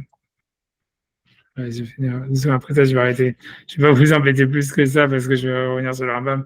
Si non, ils avaient écrit Kol et Tin. Ouais, c'est ça, je sais. Et Tin avec un E à la finale, tout à l'heure. Ouais, j'ai vu. Voilà, c'est ici. Kol et Tin, je sais pas, voilà, Torah qui venait se pour. Voilà, c'est ça. Ketania. Voilà, c'est ici, tu vois, c'est en fait. Ouais, c'est ça, vous l'avez déjà. Donc voilà, donc c'est ça, Ketania, je me laisse dans le Sahim. Shimon Amsuni, c'est encore un autre qui était avant, je pense, Nahum Jim Gamzu. Ça veut dire il a interprété tous les êtres qu'il y a dans la Torah. Donc, mais quand Piresh, ça veut dire quand il est arrivé au passage qui dit tu devras craindre Hachem ton Dieu, il ne savait pas quoi inclure. Parce que tu dois craindre que Hachem et personne d'autre. Donc il s'est dit du fait qu'il y a marqué Hachem Elokeratira, ça veut dire que le et, il vient rien rajouter. Et donc ça veut dire que toutes les fois où on a expliqué le et comme voulant inclure quelque chose, c'était une erreur. Donc il a dit Piresh. Ça veut dire, il a dit, ok, c'est une erreur du fait que si tu veux cette et Hachem Elokeratira, que tu dois craindre Hachem ton Dieu, ça veut dire que tu rajoutes quelque chose à la crainte d'Hachem, ça prouve que et, ça ne doit pas être interprété comme quelque chose qui rajoute dans toute la Torah. C'est-à-dire, ses élèves lui ont dit, mais c'est-à-dire tous les itim que tu as été doré jusqu'à, tu as pris toujours une dracha du mot et pour ajouter quelque chose. Qu'est-ce qui va se passer avec eux, tu vois, puisque voilà, tous les autres. Amalaem, Keshem, ça c'est aussi connu. Keshem, Shekibalti Sahar à la Drisha. De la même manière que j'ai reçu un salaire pour avoir fait la dracha, d'avoir inclus quelque chose avec les hêtes, animé Kabel Sahar à la Prisha. Je reçois un Sahar pour le fait de dire que c'est faux. עד שרבי עקיבא ודרש, jusqu'à ce que Rabbi Akiva il a été דורש, את השם אלוקי חצירה לרבות תלמידי חכמים. Jusqu'à ce que Rabbi Akiva dise que être, ça veut dire ajouter Talmid Chacham. Mais ce que je veux dire, voilà, ça c'est des exemples, tu vois, pour expliquer, tu vois, mais ça, tu vois, le Rosh Gamzou et tu vois, Shimon Amsouni, ça veut dire, il semblerait que pas tout le monde était d'accord avec cette manière d'interpréter que le être, il vient rajouter quelque chose. Mais en tous les cas, c'est comme ça que Rabbi Akiva, il pense, tu vois, c'était, tu vois, Shimon Amsouni et tu vois, et voilà, etc. Enfin voilà, donc c'est pour ça que le Rambam, lui, va maintenant, revenons au truc, tu vois, après les digressions, désolé de faire ça, mais bon. Alors, donc voilà, donc il dit, donc voilà, donc il dit ce que vous devez savoir, Shemilat et, que le mot et en hébreu, Anemra Bomro et Hashamayim Vetaretz, le ciel et la terre, Vam Biaou Hachamim, donc nos maîtres ont expliqué, Bimkomot Rabim, Sheu Benyan Im, donc ça vient rajouter quelque chose d'autre avec, Yosu Bezé, donc ce que ça voudrait dire ici, Sheu Bara Im Hashamayim, qu'il a créé avec le ciel, Kol Masheba Hashamayim, ça veut dire tout ce qu'il y avait dans le ciel. Ça veut dire que c'est dans un seul mouvement, j'en sais rien, mais lui, il veut dire que tout ce qu'il y avait dans la terre. Ça veut dire que tout a été créé quand on dit Bereshit bara Elokim et hashamayim vet haaretz, selon Maïmonide, ça veut dire, en tous les cas, il veut interpréter le verset que tout a été créé en fait, un seul mouvement, quelque chose comme ça. Mais dans une séparation entre un haut et un bas. Tu vois, des choses qui vont aller en haut, des choses qui vont aller en bas. Donc, Vayada Tabiuram, voilà, et en plus, il dit, on a déjà vu un midrash qui dit qu'Hashamayim Va'aretz Nivreu Yachad, que le ciel et la terre ont été créés ensemble, que tout ça, c'est une discussion dans les Tanaïm. C'est pour ça que j'ai pas voulu, tu vois, il fait allusion à cette Gemara que j'ai citée tout à l'heure dans Chagiga, voilà, où qu'on a, tu vois, que j'ai ramené par erreur. Mais tu vois, mais lui, en fait, il prend parti, tu vois, il fait un choix de lecture là-dedans, tu vois. Puisque tu as bien vu que la Gemara dans Chagiga, il disait non, Ed, c'est pour séparer Elohim de Shamaïm, etc. Lui, il prend un autre truc, tu vois. Donc on avance, tu vois. Voilà. Qui a jamais embarrassé niveau Yachad, que le ciel et la terre, ils ont été créés ensemble. Léomro, Koréani, LM, Yamdou Yachad, j'appelle sur eux qui seront appelés à exister ensemble, à se tenir ensemble. Imken, Akol Niwa Yachad. Donc tout a été créé d'un bloc. Mais alors maintenant, qu'est-ce qui s'est passé le reste du temps, puisqu'on te dit Yom Rishon, Yom Sheni, Yom Shlishi. Donc lui dit ce qui s'est passé, c'est des séparations. Les choses, elles ont été séparées les unes des autres petit à petit. Pour lui, il dit que tout le Maaseh Bereshit, en fait, dont il est question dans le Maaseh Bereshit, c'est de la séparation de choses, des choses qui sont individualisées. Ça veut dire que le développement, c'est comme il y a un processus qui a été créé, mais qu'en fait, il y avait une sorte de mélange dans toutes les choses et que le processus, il a fait que petit à petit, les choses, elles se sont séparées les unes des autres. Un truc comme ça. Benivdelu Advarim Kulam Rishon Rishon ont été toutes créées les unes après les autres. Tu vois, Hachem Imshilou les Oréa, puisqu'il dit voilà, il y a un midrash qui dit, tout ça c'est des midrashim, mais c'est des choix de lecture dans les midrashim. Hachem Imshilou les Oréa, puisqu'il y a un midrash qui fait ressembler la création du monde à quelqu'un qui plante quelque chose. Chez Zarazraim Mishtanim Baaretz, qui a créé, qui a ensemencé donc la terre avec plusieurs types de graines. Bevatahat, ça veut dire que la semaille, elle a eu lieu en un seul coup. Vetsamar Ksatam Acharium, ça veut dire certaines graines qui ont une certaine manière de pousser, elles ont poussé en un jour. Ksatam Achar Zraam Mishtanim Baretz Bevatahat, ça veut dire certaines, elles ont certaines graines, elles se sont transformées dans la terre. Donc Vetsamar Ksatam Acharium, Ksatam Achar Zraim Mishtanim. Je sais pas, il y a ici encore une faute, à mon avis, dans le Samaria. C'est bizarre, cette phrase. Mais en tout cas, ça veut dire, tu vois, je pense qu'il y a une faute dans cette phrase. Il faudrait que je prenne on pourrait regarder une autre version plus normale, mais bon, je vais aller dessus, je reste sur ça. Et avec Satam, j'imagine, il veut dire Betsamar, je saute, tu vois, jusqu'à Betsamar, Satam, Acharium, Satam, Achar Shneyamim. Parce que je pense que tout le reste, c'est un mélange, quelque chose qui s'est passé. Ça veut dire certaines ont poussé un jour, après un jour, d'autres graines ont poussé après 2 jours, ou certaines Achar Shloshah Yamim, et d'autres ont poussé après 3 jours. Vazria, mais ça c'est un midrash tout ce qu'il dit. Vazria kula eta beshahat. La semaille, elle s'est passée en un seul temps. Ça veut dire, c'est différentes graines qui sont arrivées à maturité à différents temps, mais la semaille, elle était faite en un seul coup. Donc, selon lui, donc ça c'est l'avis du midrash duquel il faut tenir compte, qui est le plus véridique. Donc il dit, il va taire à Safek, on peut répondre à la question. Asher Chiev le Rabbi Yehuda bar Rabbi Simon, qui avait obligé Rabbi Yehuda bar Rabbi Simon, qui avait dit que le temps avait été créé au début, et des choses comme ça.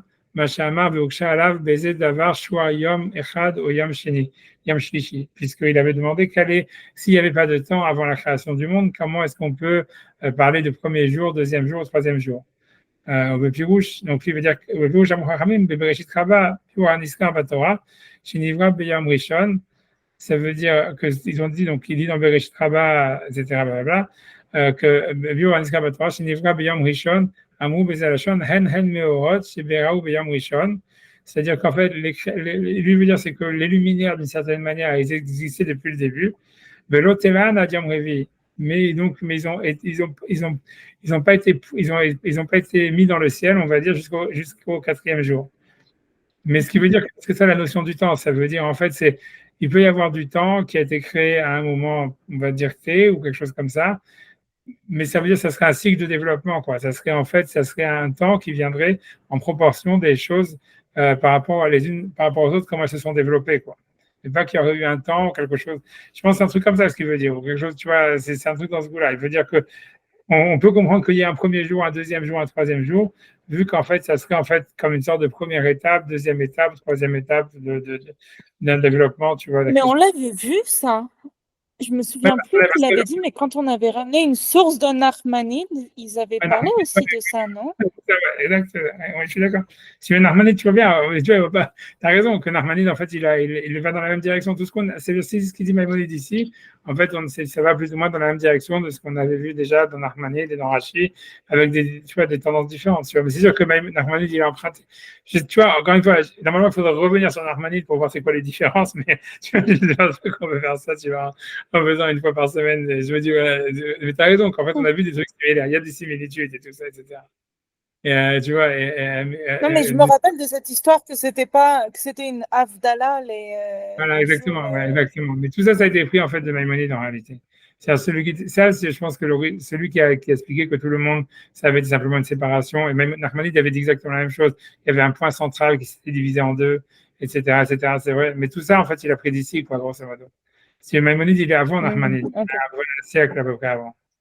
Nachmanide, si tu veux, c'est celui aussi qui a sauvé Maïmonide. Ça veut dire qu'à l'époque de Nachmanide, ça veut dire, si tu veux, ils ont commencé à brûler les livres de Maïmonide, en fait, ça veut dire c'est quand les livres de Maïmonide sont arrivés dans le monde ashkénaze. C'est les rabbanim ashkénazes qui ont décidé qu'il fallait le brûler. Même pire que les rabbanim ashkénazes, en fait, c'est pas des rabbanim vraiment ashkénazes que ça. C'est comme aujourd'hui, comme rien ne change, c'est des rabbanim séfarades qui avaient étudié dans les chivot d'ashkénazes. Tu vois, et qui ont été, tu vois, qui ont été le fer de lance, tu vois, pour, si tu veux, tu comprends l'histoire, parce qu'en fait, ça veut dire, ils se sont stigmatisés, quoi. Tu comprends, c'est ça l'histoire, tu vois, c'est comme quand il y a eu l'affaire Dreyfus, quoi, ceux qui étaient les plus grands attaquants de l'affaire contre Dreyfus, c'était les Juifs, parce qu'en fait, parce qu'ils disaient, toute la communauté a été mise en danger à cause de lui, donc ils disaient, non, il est coupable, mettez-le en prison, etc., etc., tu vois, c'était ça dépend de qui, la plupart des Juifs ont soutenu. Dans le premier temps, tu n'as qu'à regarder. C'était une grosse critique d'ailleurs. Tu vois. Bref, je n'ai pas envie d'entrer là-dedans. C'est une autre question, mais tu verras en fait que la plupart des Juifs, tu vois, c'est pour ça que Peggy, qui était à l'époque, il avait écrit, tu vois, justement une critique, il avait écrit la politique juive et où il avait, tu vois, il avait vachement attaqué la communauté juive, comme quoi il s'était désolidarisé de Dreyfus, et même parmi les anti-Dreyfusards les plus virulents, c'est des Juifs. Mais c'est un peu normal, si tu veux, quand tu connais l'histoire. Tu vois, c'est la même chose ici, tu vois. Et en fait, si tu veux, celui qui a brûlé, c'est celui qui a été le commencement, celui qui a été le plus instigateur de brûler le livre de Maïmonide, c'était en fait le beau-frère de Nachmanide, qui s'appelait Rabbeinu Yonah, qui habitait dans le sud de la France, en Gironde, et qui en fait, c'est par lui, en fait, grosso modo, c'est le livre de Maïmonide, ils ont commencé à pénétrer dans le monde ashkénaze, parce qu'il y a eu une connexion entre les Juifs français du sud, qui étaient séfarades, et ceux du nord, qui étaient ashkénazes. Et en fait, tu vois, les Juifs, les Rabbanim Ashkénazes à la base, ils étaient, enfin, on ne sait pas exactement, mais c'est-à-dire que c'est celui qui a été l'instigateur, c'est ce Rav Rabbeinu Yonah, qui était un grand sadique, a priori, à part ça, tu vois, et que tu vois, que donc lui, il a trouvé que c'était, il fallait brûler les livres, etc. Les Rabbanim Ashkénazim, ils ont été convaincus par ça. Et donc, ils ont brûlé tous les livres de Maïmonide, pas simplement le Guide des Égarés, mais tout ce que Maïmonide avait écrit. Et en fait, et Nachmanides, si tu veux, c'était un des seuls. Enfin, ça veut dire c'était un grand défenseur de Maïmonide qui a essayé, surtout qui a calmé son beau-frère. Donc, tu vois, ça veut dire qu'il a réussi. Donc, il y a plein, parce qu'il y a plein de lettres, tu vois, ça veut dire d'échanges épistolaires entre Nachmanides et Rabbeinu Yonah pour essayer de lui dire que voilà, que alors, Maïmonide c'était un type très bien, qu'il n'a rien dit contre la halakha, que blablabla. Tu vois, il essaie de le convaincre vraiment simplement par ses arguments à lui, pas de dire ni quoi que ce soit, tu vois, et à la fin, et que voilà, que ça veut dire tout ce qu'il a fait, même si tu veux dire qu'il s'est trompé, c'est sûr que lui, sa kavana, elle était les Shem Shamaïm, et que tu peux pas te dire qu'on doit brûler ses livres, tu vois, ça va pas aller à ce point-là. Et à la fin, tu vois, il a été convaincu, donc c'est pour ça, après ça, voilà, mais après ça, donc ils ont arrêté, mais ça a été très dur, puisque si tu veux, je sais plus quel Rav, je pense que c'est un Rav Ashkenaz, parce que peu de temps après, si tu veux, les yeshivot ashkénazes françaises qui étaient florissantes, tu vois, qui ont donné, tu vois, qui venaient de Rachi, qui ont donné les balatas et tout ça, elles ont été détruites. Surtout que tu vois que un siècle après, même pas 40 ans ou 50 ans plus tard, en France, ils ont interdit, à part la publication, il n'y avait pas de publication, il n'y avait pas encore d'imprimerie à l'époque, tout était que manuscrit, mais ils ont brûlé le Talmud partout. Et en fait, en France, il y avait un interdit qu'il y ait des Talmuds où que ce soit, ce qui entraînait la fermeture de toutes les yeshivot en France. Mais tu vois, ça veut dire les Rabbanim Ashkénazes, ils ont dit ouais, c'est une punition parce qu'on a brûlé les livres de Maïmonide, qu'on nous a fait brûler toutes nos bibliothèques et toutes les tu vois, donc ça a été, si tu veux, ça a été un gros truc à l'époque. Ça a été un gros truc. Ah, tu vois, je fais un parenthèse ici, encore une fois, c'est une discussion, je sais pas exactement. Non, c'est pourquoi que tu vois que Nachmanides, c'est pour ça que lui, tu vas trouver beaucoup d'empreintes de Maïmonide, tu vois, dans Nachmanides. Parce que c'était un de ses défenseurs, bien que, tu vois, c'est sûr qu'il est un peu différent, parce que Nachmanides, il est hyper mystique à partir de l'autre côté, tu vois. Alors que Maïmonide, a priori, tu vois, bien que chez Maïmonide, tu retrouves de la mystique, au fond. Tu peux avoir une lecture mystique de Maïmonide. Tu peux avoir. C'est pas du tout clair qu'il n'était pas. Tu vois, c'est pas du tout. Voilà, c'est différent. Bref, j'ai pas envie d'entrer là-dedans, tu vois. C'est pour ça que je te dis qu'il y en a il y a des commentateurs mystiques sur le Guide des Égarés. Tu peux avoir une lecture mystique de Guide des Égarés parce que tu sens qu'il y a chez lui, tu vois une recherche de l'absolu, tu vois de la présence, tu vois, si tu veux, de ressentir physiquement la présence de Dieu, tu vois, mais autrement que par des émotions. Tu vois, c'est surtout ça l'idée. Tu vois, donc voilà, donc c'est pour ça qu'en fait, ouais, il y a une lecture mystique. Bref, bon, je reprends. Donc en tout cas, voilà, pour reprendre maintenant l'histoire, donc il dit c'est un hachné yamim, c'est un hachlocha. Donc tu vois, après, donc certaines choses en plus après 2 jours, après 3 jours, Bazria Kula et Tabesha et tout ça a été planté en un seul moment. Où le faisait à date amiti, Belosafek. Donc selon lui, c'est ça la vie principale qu'il faut retenir dans le Midrash. Donc on a déjà vu comment il peut y avoir 2 ou 3 jours, parce qu'en fait, c'est des étapes dans le développement de l'univers. Voilà, je descends la liste parce que j'avais oublié de descendre le truc. Donc j'avance. On marche de ça chez Tedaïou, donc maintenant ce qu'il faut savoir, chez Aretz, chez Meshutaf, que lui veut dire que le mot, donc à part ça, parce que dans la manière de réfléchir à chaque fois aussi de Maïmonide, c'est à chaque fois, comme on a vu, définir les mots. Donc pour lui, un des problèmes dans l'interprétation de la Torah, c'est que des mots veulent dire des choses différentes à différents endroits. Parce que lui veut dire, grosso modo, une des règles, ça veut dire pour comprendre une des manières de réfléchir de Maïmonide, c'est que lui, il pense que les mots, tu vois, pour lui d'abord, c'est super important de réfléchir sur les mots. Tu vois, ça veut dire toute la première partie du Guide des Égarés, c'est que des définitions de mots. Ça veut dire c'est quoi ça, c'est quoi ça, c'est quoi ça, c'est quoi ça. Et pour lui, en fait, lui pense qu'un mot, il est plurivoque. Et que donc, en fait, ça veut dire qu'il a toujours plein de sens. Il a un sens principal, un sens associé, un sens allégorique, etc., etc. Et qu'il y a toujours un lien entre tous les sens qu'un mot il a. Ce qui est aussi, tout ça, c'est hyper moderne d'avoir pensé ça à son époque. Complètement, tu vois, hyper. Ça, c'est encore pire que, j'imagine, encore plus moderne. Mais maintenant, on le fait toujours. Ouais, maintenant, on le fait tout le temps, mais à son époque, encore une fois, tu vois. Le Concordia, c'est ça, en fait. Ça, ouais, c'est ça. Mais c'est toutes les philosophies du langage, toute l'histoire de la psychologie, etc. Mais tu vois, ça veut dire que, tu vois, avant lui, personne n'avait réfléchi comme ça. Tu comprends, avant, si tu veux, on pensait que le mot, il fallait simplement l'expliquer par rapport à son contexte, et puis c'est tout. Et puis, personne ne se demandait est-ce que le mot, tu vois, en lui-même, il avait vraiment, tu vois, un sens à définir en lui-même. Donc là, ici, tu vois, il t'a parlé de Atrala par rapport à Rishon, mais tu vois, à part ça, donc là, ici, il va parler de c'est quoi Eretz, tu vois, d'abord. Mais au début, tu vois, là, il n'est pas si systématique, parce que dans la deuxième partie, tu vois, si tu veux, la première partie du guide des égards, le guide des égards, il a 3 parties.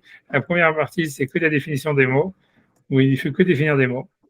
Surtout parce que pour lui, c'est surtout quand on parle des attributs du divin, ça veut dire qu'est-ce que ça veut dire si Dieu ça veut dire avant de savoir si Dieu a des attributs, ça voudrait dire quel serait déjà le sens des attributs qu'on retrouve dans la Torah, et donc déjà définir ce qu'ils veulent dire, tu vois. Ça, c'est la première partie du guide des égarés. Et dans la deuxième partie, en fait, c'est là où il commence à parler beaucoup sur ça veut dire pour lui, en fait, il va expliquer que c'est là où ce qu'il va dire le passage célèbre, tu vois, qu'à mon avis, que tu vois, encore une fois, qui peut être compris de plein de manières, mais lui, c'est-à-dire que lui, il va expliquer qu'en réalité, on ne peut pas comprendre l'unité, l'essence du divin, mais on peut comprendre par défaut ce qu'elle n'est pas, et que l'idée, c'est que plus tu comprends ce qu'elle n'est pas, plus tu te rapproches de Dieu.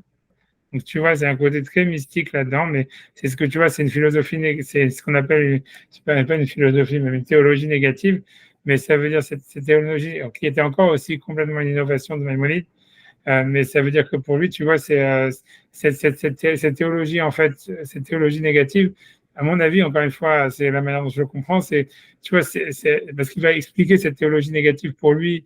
Ce qui est très intéressant, c'est en opposition, en fait, au mystère de la Trinité chez les chrétiens, où tu vois, voilà, dans le mystère de la Trinité aussi, ils disent qu'on ne comprend pas ce que est Dieu, et lui dit de dire qu'on ne comprend pas ce que c'est Dieu, c'est impossible de croire quelque chose que tu ne comprends pas. Ça, c'est une idée qui était déjà avant chez les philosophes juifs, déjà d'avant contre le christianisme, mais ça veut dire, et pour lui, donc l'idée, c'est que c'est pas que tu peux pas comprendre c'est quoi Dieu, donc cette théologie négative, elle n'est pas en Dieu, on ne sait pas qu'il existe, tu vois, comme il y en a qui disent, ouais, mais Maïmonide pense que Dieu n'existe pas et tout ça, c'est pas du tout ça, au contraire, pour lui, l'idée, c'est de dire que en fait, il y aura toujours, en fait, entre la raison, quelle que soit la raison, quel que soit le langage que tu vas choisir, le langage scientifique, le langage philosophique, quel que soit le langage que tu vas utiliser, il y aura toujours un espace entre les concepts que tu utilises, ou les théories, les formules que tu vas utiliser, par rapport à la réalité telle que tu la conçois.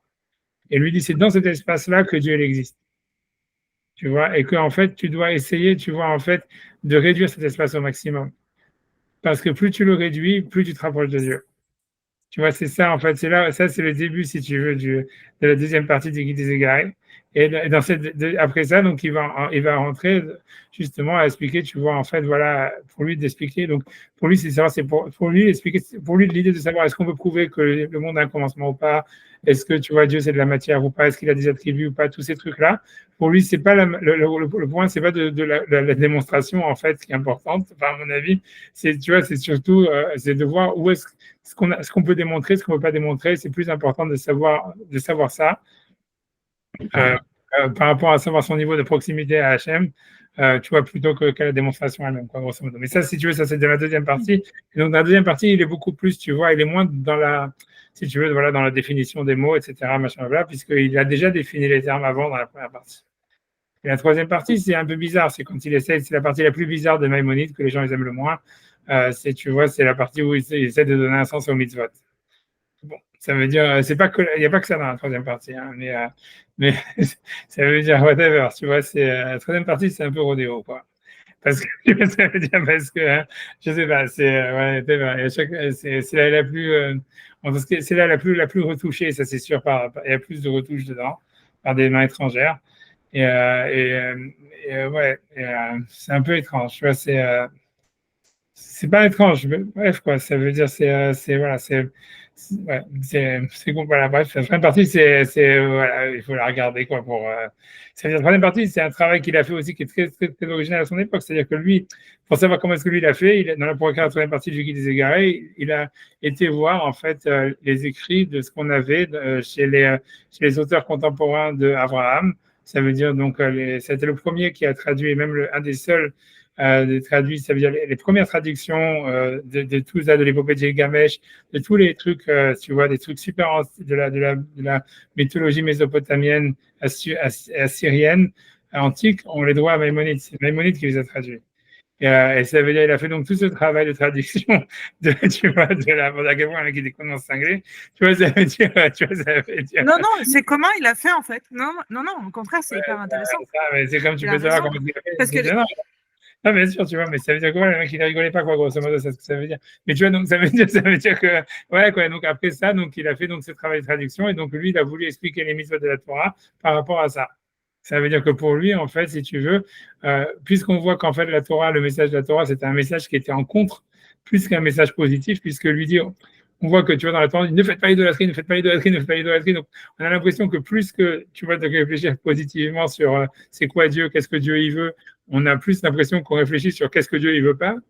Donc, tu vois, pour lui, en fait, l'idée, c'était de dire, et donc, c'était de dire, en fait, que si on comprend, c'est voilà, encore la même idée, tu vois, de réfléchir par le négatif, tu vois, donc, de voir qu'est-ce que Moshe ou qu'est-ce que Abraham, ils ont voulu quand ils ont écrit la Torah, par rapport, tu vois, au contexte historique, tu vois, des religions opposées, tu vois, à laquelle ça s'adresse, tu vois, comme le culte des Baals, des Ashtaroth, etc., etc. Et par rapport à ça, comprendre le sens des mitzvot de la Torah, quoi. Tu vois, pour lui, donc c'est vrai, il va expliquer tous les interdits de mélanger le lin et la laine par rapport à ça, l'interdit de manger de la viande et du lait par rapport à ça, etc. Tu vois, des historiques ici. Et ça a été un gros, c'était très dommageable parce que, en fait, si tu veux, quand il y a eu des rabbinim, tu vois, réformes et tout ça, ils ont dit, ouais, de toutes les façons, toutes ces idolâtries, elles n'existent plus, donc ces méthodes, elles n'ont plus de sens, donc, tu vois, il n'y a plus de sens de les garder, tu vois. C'est vraiment intéressant, ça, d'étudier ça. Ouais, non, c'est super. Non, je pense que c'est voilà, mais ça, c'est une situation. Ça veut dire, non, c'est en soi, il y a de quoi faire. Hein, je veux dire, mais c'est des auteurs intéressants dans le judaïsme, il y en a beaucoup. Mais c'est sûr que Maïmonide, il est clairement, tu vois, ça veut dire vraiment un des plus fondamentaux. Parce que tu vois, si tu veux, tu vois, ce qui est incroyable, c'est ça, c'est le côté, tu vois, ça veut dire, il y a le côté linguistique, il y a le côté scientifique, il y a le côté philosophique, il y a le côté, en même temps, tu vois, voilà, historien tu vois, des mythes des mythes de l'Antiquité. Et à tout ça, à son époque, au XIe siècle, c'était hyper nouveau. Personne, tu vois, ne réfléchissait comme ça. Tu vois, donc ça a été un gros boom, tu vois, un gros machin. Voilà, beaucoup de choses, tu vois. Et à part ça, évidemment, Maïmonide, il est plus connu pour ça, si tu veux, le guide des égarés, c'était un truc qui n'était pas fait pour être publié à la base tellement, il est plus connu. Son vrai travail, c'était le Mishneh Torah, ça veut dire la capitulation de la Torah. Voilà, ça, c'est le truc qu'il a le plus travaillé dessus, sur lequel il a vraiment beaucoup travaillé, beaucoup plus que tout le reste. Et voilà, donc, voilà, bref, mais voilà, donc c'est un auteur assez incroyable. Voilà, il y a plein de, enfin, whatever. Mais on revient sur les sujets de, voilà, mais ça veut dire, voilà. Mais c'est sûr qu'avant lui, ça veut dire, il y a eu dans le judaïsme, il y avait clairement eu un avant lui et un après lui, quoi. Et donc c'est pour ça que c'est normal que tu vas que dans Narmanide, tu vas avoir des emprunts, c'est sûr. Ouais, tu vois, ouais. Ouais, moi j'avance sur tout ça, tu vois. Moi j'ai acheté d'où mon cas. Mais moi j'étais chez Arès, donc lui il s'y revient expliquer donc c'est quoi le mot Arès, parce que nous ce qui nous intéresse c'est quand on arrive au Rakia, moi c'est la seule chose qui m'intéresse, c'est ma passion actuelle. Non, après ça, je promets, après je passe au quatrième, voilà, on va pas rester sur le troisième, j'en sais rien. Moi chez Tédou, chez Arès, donc ce qu'il faut savoir c'est que Eretz, Shem Meshutaf, ça veut dire c'est un nom, donc c'est un nom comme Meshutaf, ce qui veut dire plusieurs sens, voilà, qui a plusieurs sens. Lui, ce qui veut dire Meshutaf, ça veut dire, voilà, ils ont traduit homonyme, mais c'est là qu'il y a plusieurs sens. Et donc, il veut dire Yomar Bikal ou Prat, ça veut dire que le mot Aretz, ça peut avoir un sens très global, ou bien, normalement, il ramène tu vois, ça veut dire dans la Torah, on verra que le mot Eretz, il peut vouloir dire un pays, il peut vouloir dire la terre, il peut vouloir comme le globe, il peut vouloir dire beaucoup de choses en réalité, c'est ça ce qu'il veut dire. Bikal ou Prat, Yomar Bikal, donc ça veut dire, d'une manière générale, ça peut vouloir dire Kol Machetachat Galgal Yareach, ça veut dire tout ce qui est ça veut dire sublunaire, dans le monde sublunaire, sous la Lune. Etzonilomar Ayesodat Arba'a, donc ça serait, on va dire, les 4 éléments. Beyomar Bifrat, et ça serait d'une manière plus, on va dire, singulière, ça peut s'agir uniquement à l'Achat Aharon Mehem, ça veut dire le dernier élément qui serait la terre, l'élément minéral. Vehu Haaretz, et c'est la terre. Alors, Morézé, donc une preuve à ça, en gros, Ve'aretz haïta tohu vavohu ve'choshech al pnei tehom beruach Elokim. Et donc, il dit, quand le verset, donc ça c'est le deuxième verset de la Torah qui dit, Ve'aretz, la terre était tohu, bohu, obscurité sur les abysses. Je pense que c'est abîme, tehom c'est les abysses plutôt que ça veut dire, voilà, ça veut dire les profondeurs de la mer. le Ruach Elohim, le souffle divin qui soufflait sur la mer. Donc, tout ça, en fait, le verset, il a appelé ça Eretz. Il a dit, Eretz, c'était tout ça. C'est Tohu, Chosher, Tehom, Ruach Elohim, Peneamaim. Tu vois, c'est tous ces trucs-là tout ça s'appelle Eretz. Donc, il dit, puisqu'il y a marqué Aïta, elle était, donc c'est tout ça la terre, au début. Il dit, Uvar Keram Kulam Eretz. C'est ce qu'on appelle au début, donc Eretz, dans le premier jour, en tous les cas, ou avant le premier jour de la création, dans le Bereshit. Alors que dans le deuxième jour, je ne sais plus quand est-ce que c'est que Hachem, ça veut dire il sépare l'eau, c'est pas le troisième jour, quand c'est Yabasha, Migdamen, quand même. C'est quel jour ça marche. Parce que le premier jour c'était l'obscurité et la lumière, le deuxième jour, c'était le deuxième jour. C'est le deuxième jour. Ouais, ça veut dire Kavu Hashamaim, Tarat Hashamaim. Ok. En fait, c'est le troisième jour que ça arrive, ça. Qu'est-ce qui s'est passé le deuxième jour? Le deuxième jour, la séparation de l'eau. Voilà. Et le troisième jour. En haut et d'en bas, non? Le troisième jour, il y a la terre qui apparaît. Et le verset, il dit, donc le verset là-bas, il dit, donc on n'a pas encore fait, donc c'est le troisième jour, il dit, après avoir séparé l'eau de la mer, de la terre, il dit, dans le troisième jour, Vaikra Elohim, la Yabasha Eretz. Et Elohim, il a appelé la Yabasha Eretz. Donc il dit, voilà, au début, on voit dans Bereshit Eretz, ça symbolise presque tout. Ça veut dire, à part le ciel, on va dire, c'est quoi opposé au ciel.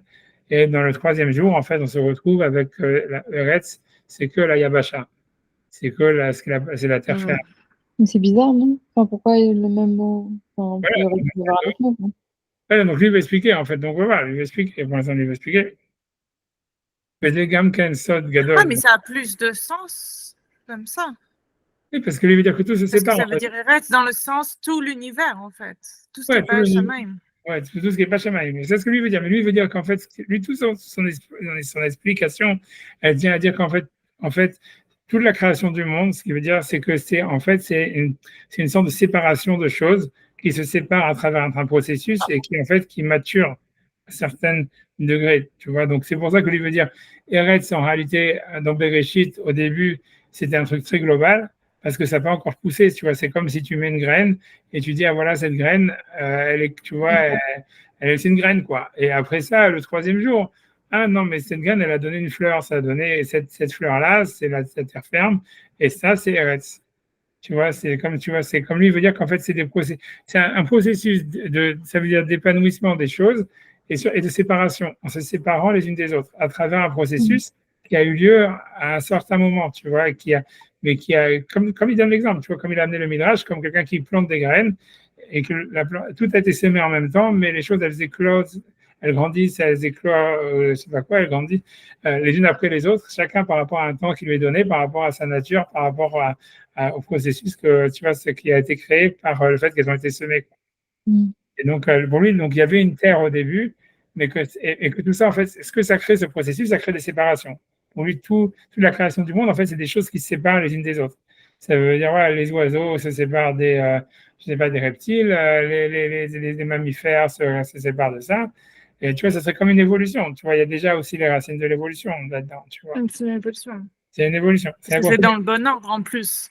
Voilà, c'est ça. Pour l'évolution des animaux. Voilà, donc lui, c'est une évolution. C'est ce qu'il veut dire. Donc il veut dire, Gamsod, Gadol, Masodot. Donc lui, il veut dire, et donc maintenant, qu'est-ce que ça veut dire que Dieu, il a appelé une chose comme ça? Parce que qu'est-ce que ça veut dire quand on dit, voilà, Dieu, il a appelé la terre? Parce qu'on dit chaque jour, on te dit, Dieu, il a appelé la lumière jour, et ça, il a appelé nuit, et ça, il a appelé le truc. Qu'est-ce que ça veut dire que Dieu, il met des noms, tu vois, sur les choses? Tu vois, ça n'a pas vraiment de sens dans un processus de création du monde. Tu vois, c'est les scientifiques qui peuvent donner des noms aux planètes, mais tu vois, Hachem est en train de donner des noms à chaque planète. Qu'est-ce que ça l'intéresse, tu vois? Donc l'idée, ce que lui veut dire, c'est que donc lui veut donner un sens. Il veut dire, c'est un des grands secrets qui colle machitim sa chez Yomar vaikra Elohim lekar kacha, que Elohim il a appelé ça comme ça. Omnam ou le havdilo, c'est simplement, ça veut dire, c'est pour le séparer. Mina inyana acher, pour le séparer donc de l'état antécédent dans lequel il était, chez Shatef Benehem, Boz et Hachem. C'est-à-dire que avant il avait un autre nom, et maintenant, quand on lui appelle ce nouveau nom, ça veut dire qu'il a atteint une nouvelle étape de son développement.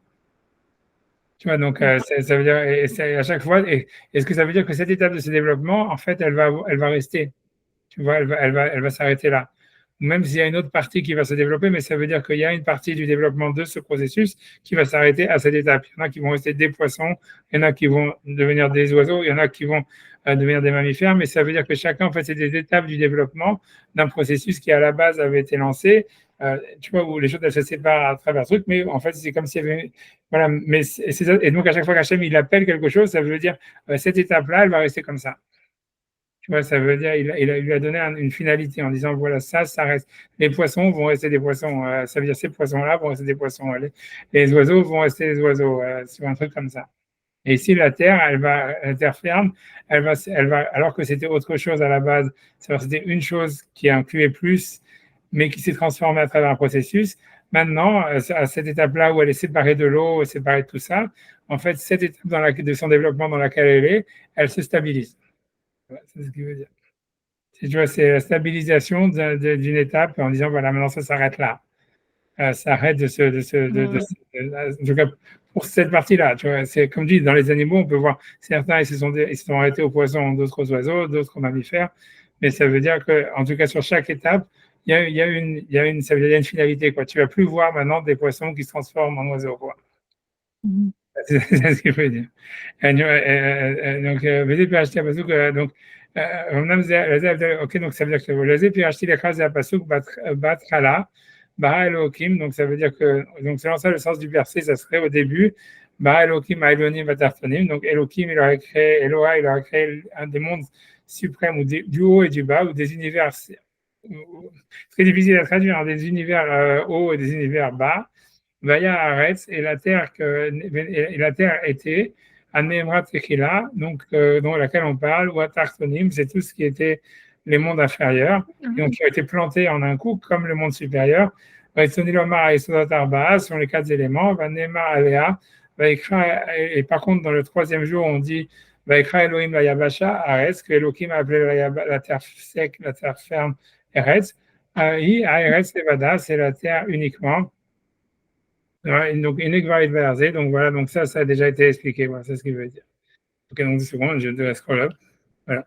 Mais moi, j'ai ça chez donc moi, j'ai ça chez Daou, ce qu'il faut savoir encore, que les 4 éléments, Asher, Amarnu, Shechem, Eretz, Arishon, Yoré, Aleem, que le premier terme de Eretz, qui était plus général, il les inclut tous. Niskeru, Tekila, Harjamaim, ils ont été mentionnés juste après le ciel.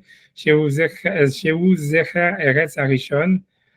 Donc, chez Zecher, encore une fois, je pense que c'est un souvenir de la première terre. Je pense qu'il y a ici encore une erreur dans le truc.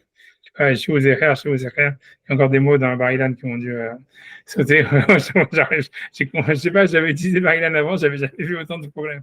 Chez Zecher, à mon avis, les bugs, ils sont venus plus tard. Tu vois, mais bon, mais ça veut dire, il y a d'autres versions qui sont plus. Enfin, j'avance quand même. Tu vois, chez Zecher, Eretz Arishon, Yoré Aleem, Niskeru, Techila. Tu vois, ça veut dire. הר השמיים, שהוא זכר ארץ הראשון, יורה עליהם נזכרו תחילה הר השמיים. זאת אומרת, ארץ הראשון יורה עליהם נזכרו תחילה הר השמיים. Il y a quelque chose vraiment, tu vois, quelque chose qui est sauté. Tu vois, je vais devoir sauter parce que tu vois, j'arrive pas à couper la phrase. C'est Shechem Eretz, yore alehem. J'aurais dit. Bon, je saute, tu vois, jusqu'à Hachem. Eretz veyamim veruach vechoshech vechoshech wesh haesodit. Donc voilà, c'est ce qu'il a mentionné. Je pense qu'il veut dire sur ce qui a été créé sur Eretz avant la séparation avant la terre du 3e jour. J'imagine, il est en train de parler. Je comprendrai. J'espère que c'est pas trop catastrophique. Donc il a mentionné donc la terre, l'eau, le souffle et l'obscurité. Donc l'obscurité, c'est le feu de base. L'autre Arshav Zuladze. Donc ce qui veut dire ce qui veut dire par là, c'est que la première terre, la base, ce qu'il y avait dans le Maaseh Bereshit, elle incluait tout ce qui est les 4 éléments. Amar Veidaberu Vedevarav Shamata Mitoch Haesh. Voilà, donc lui veut simplement ici, il va expliquer que ça veut dire que le feu, c'est l'obscurité, pas la lumière.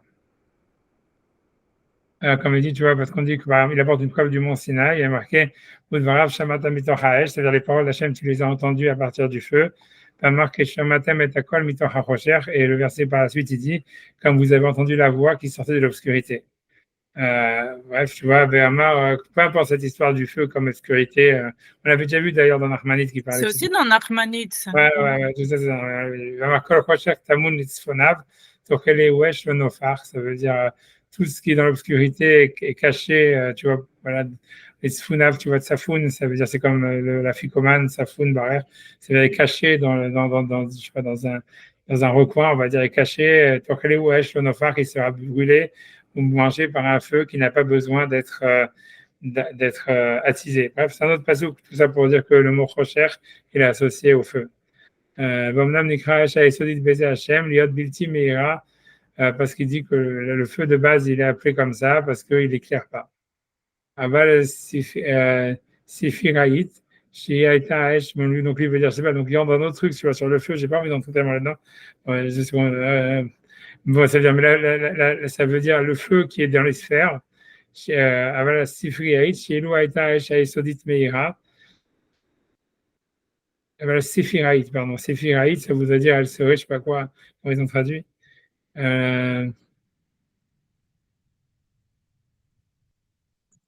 Ils n'ont pas traduit transparent. Ils ont dit séphiraït. Parce que dire séphiraït, ça vient du mot saphir. Tu vois, elle serait comme le saphir. Ça veut dire que voilà, elle n'est pas éclairante.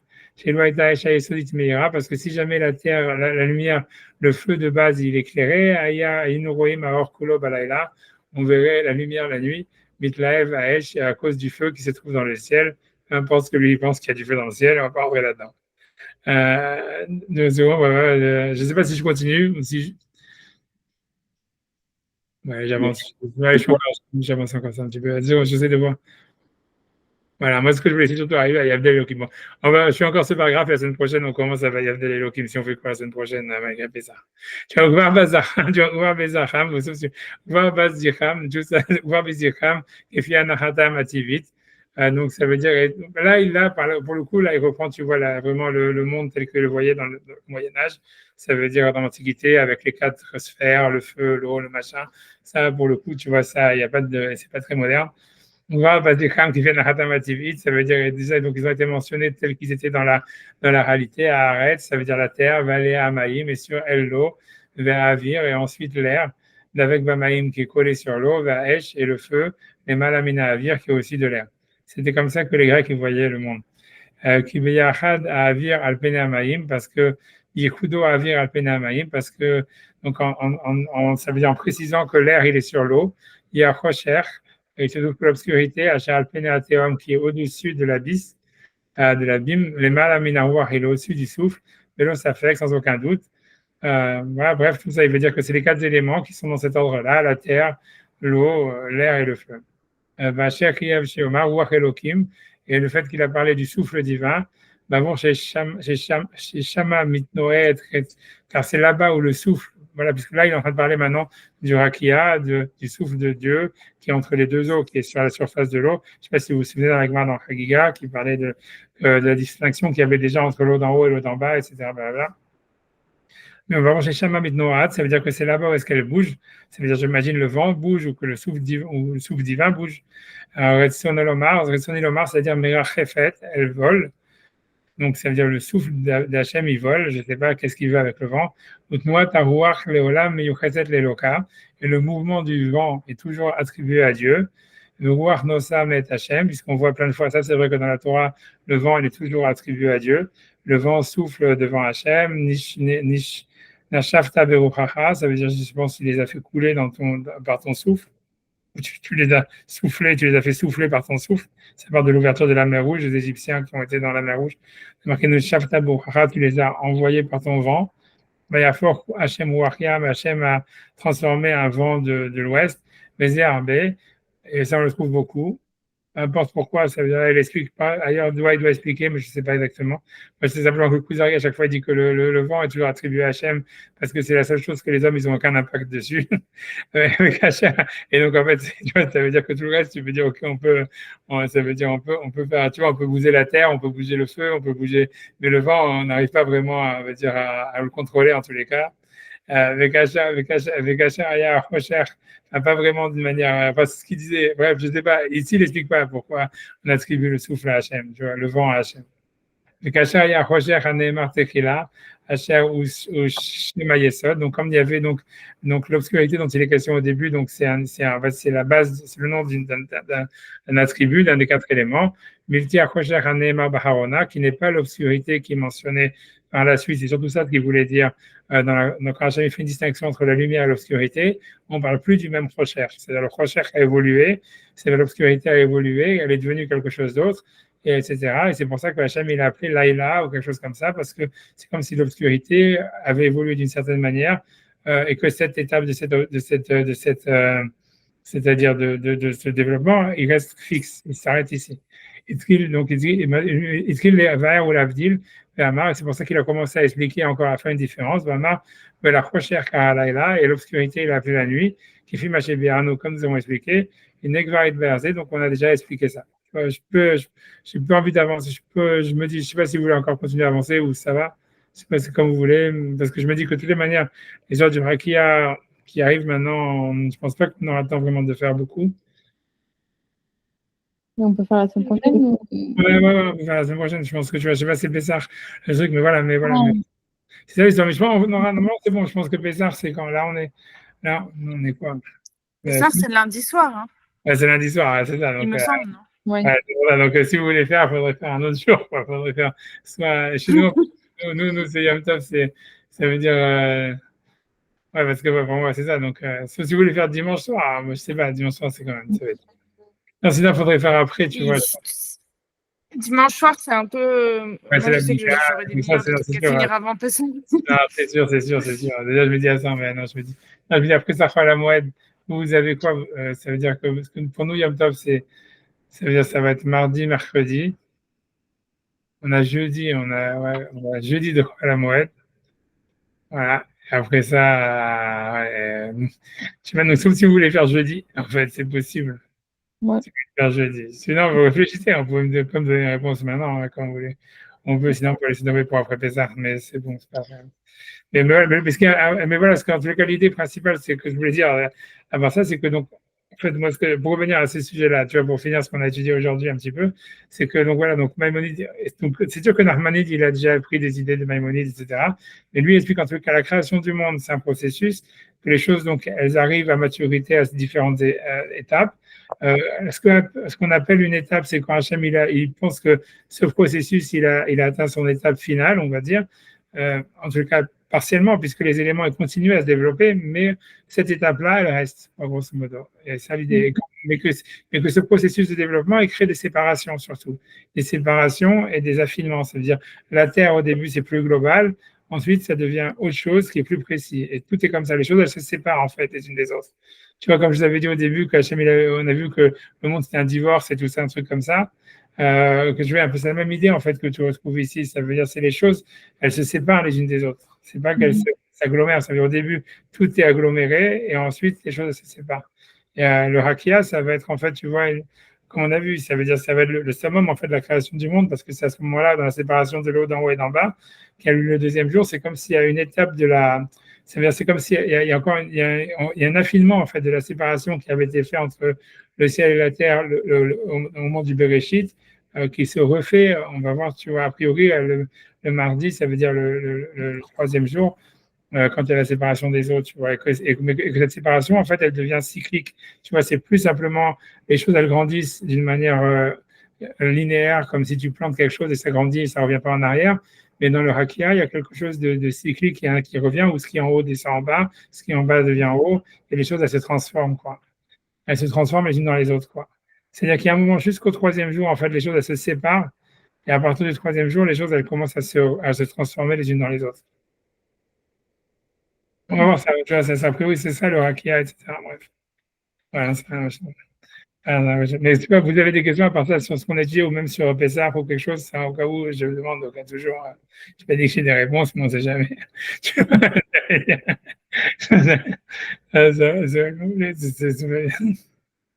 C'est bon? Tu vois, bon, ouais. Moi, j'ai une question. C'est quoi une bonne édition pour relire le guide des égarés, qui soit en hébreu, mais bien, parce que c'est déjà une traduction de ça a été fait en judéo-arabe à l'époque. Ouais, c'est ça. Est-ce que c'est une bonne édition qui soit en hébreu et qui ait une traduction? J'ai encore un peu besoin, je préfère vérifier le texte, que ce soit en anglais, en français.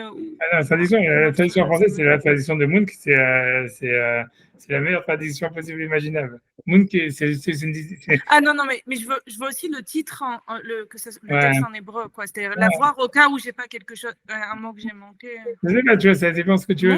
Il est en traduction, il est en double. Il est en hébreu français? Je sais pas, je pense pas. Le Munch, il est en part entière, c'est le Munch, il est en français.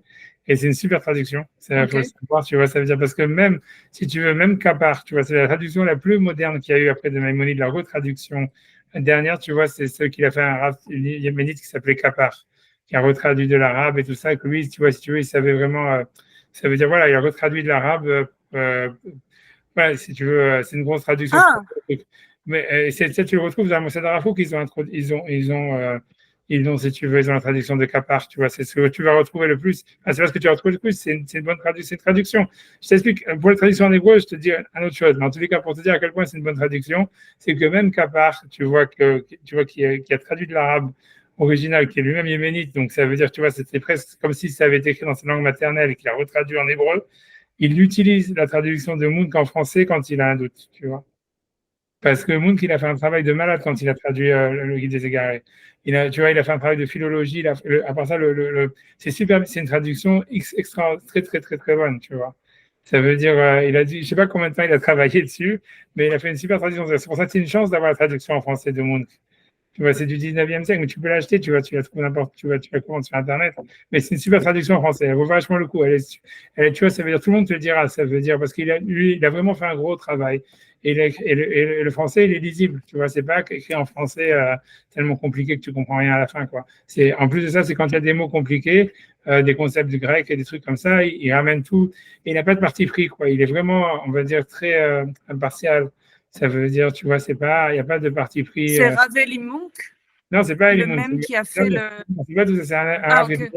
Je sais pas si c'est un aïeul à lui, c'est un arabe du 19e siècle, un français qui avait traduit pour le rabbinat, tout ça, mais la traduction, elle a toujours été rééditée et tout ça. Mais c'est un aïeul peut-être, j'en sais rien, mais en tout cas, c'est un arabe français qui s'appelait Munch, mais qui était bien avant les Munch, tu vois, un siècle avant au moins. Et ça, c'est pour le français. Maintenant, après ça, et c'est une super traduction, parce que je te dis, même Kapar, il utilise même plein de types, tu vois, mais à part ça, tu vois, ça veut dire, après ça, tu as deux écoles. Ça veut dire, Maïmonide, tu vois, ça veut dire, il y a la traduction que tu vas trouver partout, tu vois, sur Hebrew Book et tout ça, gratos, ou n'importe les vieilles éditions de Maïmonide, normales, quoi, avec les commentaires en bas, tu vois, d'Abraham Banel et de Efodi. En fait, c'est une traduction qui a été faite par un mec qui s'appelle Eben Tebon. Et en fait, tu vois, l'idée, c'est qu'il y a deux problèmes. Je t'ai dit le problème. Le problème est l'avantage et l'inconvénient. L'inconvénient, c'est que c'est clair que ça ne correspond pas. Tous ceux qui connaissent l'arabe, ils te disent que il y a plein de trucs qui ne correspondent pas avec l'arabe. Ça veut dire que ce n'est pas les mêmes concepts, il y a des trucs machin. L'avantage, le truc de ça, c'est que cette traduction des Bentibon, elle a été faite du vivant de Maïmonide, et que Maïmonide, il a dit qu'elle était bonne. Et que lui, il a accepté, il a retenu, etc. Donc voilà, c'est ça le truc, tu vois. Donc ça veut dire, parce que est-ce que Maïmonide, quand il a écrit en arabe, tu vois, c'est ça l'histoire, tu vois, c'est de savoir, est-ce que, voilà, c'est ça. Alors que les traductions qui sont venues plus tardives, tu vois, qui ont été refaites à partir de l'arabe, tu vois que la meilleure que tout le monde utilise, c'est Kapar. Tu vois que voilà, que c'est un des grands, tu vois, c'était un grand, si tu veux, c'était un grand rave, c'est surtout un type qui venait du Yémen, machin, que, tu vois, qu'au Yémen, Maïmonide, c'était, tu vois, comme Dieu, tu vois, parce qu'ils n'avaient pas le Shulchan Aruch, rien. Donc, eux, ils se sont arrêtés là, quoi. Pour eux, toute leur Torah, elle vient de Maïmonide. Donc, c'est des gros experts, tu vois, c'est des livres de Maïmonide. En plus de ça, c'était leur langue, si tu veux, qu'ils avaient gardé. Donc, en fait, si tu veux, et lui, quand il arrive en Israël, que tu vois, après ça, donc, il a pris l'hébreu moderne et tous ces machins-là et toutes les langues. C'était un mec qui connaissait toutes les langues. Et donc, il a refait une traduction de presque tous les écrits de Maïmonide en hébreu moderne. Ça s'appelle, c'est Kapar, c'est ce qui est sorti, tu vois, ça s'appelle Kapar. C'est dans le Mossad Arav Kook. C'est ce que tu vois, c'est ce que les gens maintenant, ils aiment utiliser, quoi. Parce que voilà, mais le truc c'est que voilà, c'est sûrement très bien, tu vois ce que je veux te dire. Mais voilà, le truc de Eben Tevon, c'est que c'est un hébreu un peu ancien, un peu plus casse. Si tu connais, c'est un peu plus casse-tête pour lire le texte, tu vois. Ça veut dire que l'hébreu il est plus cassé parce que c'est un hébreu plus ancien. Et encore une fois, et les spécialistes de l'arabe, ils n'aiment pas trop. Mais je te dis, le truc, c'est que Maïmonide, il a lui-même donné l'assentiment sur cette traduction. Voilà. Donc, tu fais comme tu veux. Donc, ça devrait être. Ouais, c'est ça, tu vois, c'est ça l'histoire. Et à part ça, il y a les commentaires qui ont été faits. Il y a des commentaires très importants qui ont été faits sur le Guide des Égarés, tu vois, je pense comme la Roi Banel, par exemple. Et en fait, tu vois, quand tu vas prendre les anciennes éditions ou la traduction d'Ebn Tebon, tu vois, si tu veux, tout le commentaire d'Abraham Banel, il a été fait sur cette traduction, etc., et le FOD et tout ça. Donc, tu as aussi accès à tous les commentaires qui sont aussi en plus de ça, quoi. Voilà. Bon, les deux sont bien, tu vois. Je veux dire, moi, j'ai pas vu des grosses différences. Honnêtement, moi, je vois pas de quoi vraiment. Moi, j'ai pas dit que je suis un grand spécialiste du guide des égarés. J'ai étudié pas mal de fois quand même, mais j'ai pas vu des différences fondamentales, tu vois. Ceux qui voient des différences dans les concepts et tout ça, c'est vraiment des mecs qui sont vraiment dans la philosophie du Moyen Âge, qui sont, tu vois. Enfin, pour un mec lambda, je pense pas qu'il y a vraiment des grosses. Tu vois, je pense pas, j'ai pas vu des grosses différences. J'ai pas vu des grosses. J'ai pas vu des grosses différences dans le sens général, quoi. Ouais, c'est ce que je peux te dire. C'est sympa d'étudier les Égarés, mais je te dis, moi je pense que tu vois, ne fais pas plus qu'un chapitre par semaine parce que même si le livre est très gros et que tu dis, je le finirai jamais, tu vois, mieux vaut faire un chapitre par semaine, tu vois, que tu vas le finir en quelques années en faisant ça, tu vois, mais en 2, 3 ans, ou même pas, tu vois, et après tu vas le refaire encore. Mais je pense que si tu vas plus vite que ça, tu vas, ça veut dire, ça va t'embêter, enfin, peut-être tu vas avoir la passion, j'en sais rien, quoi. Tu verras bien. Mais en tout cas, Moni lui-même dans l'introduction, il dit que chaque chapitre, il a sa logique interne. Donc, c'est bien de faire un chapitre entier. Ça veut dire. Non, ça a été au milieu, mais voilà. Alors, je te laisse tranquille. Alors, je te dis que j'avais sa mère. Bon, si on reprend après Pessah, alors, et qu'on finira cette histoire du Rakia avec Tachem. Ok. C'est pas grave. Merci beaucoup. Merci à vous. Ouais. Voilà, écoutez, j'espère que c'est pas trop abstrait pour ça. Et j'espère que voilà, on va avancer dans les textes. On va avancer dans le ça va se simplifier. Avec de bonnes choses. Au revoir. Au revoir.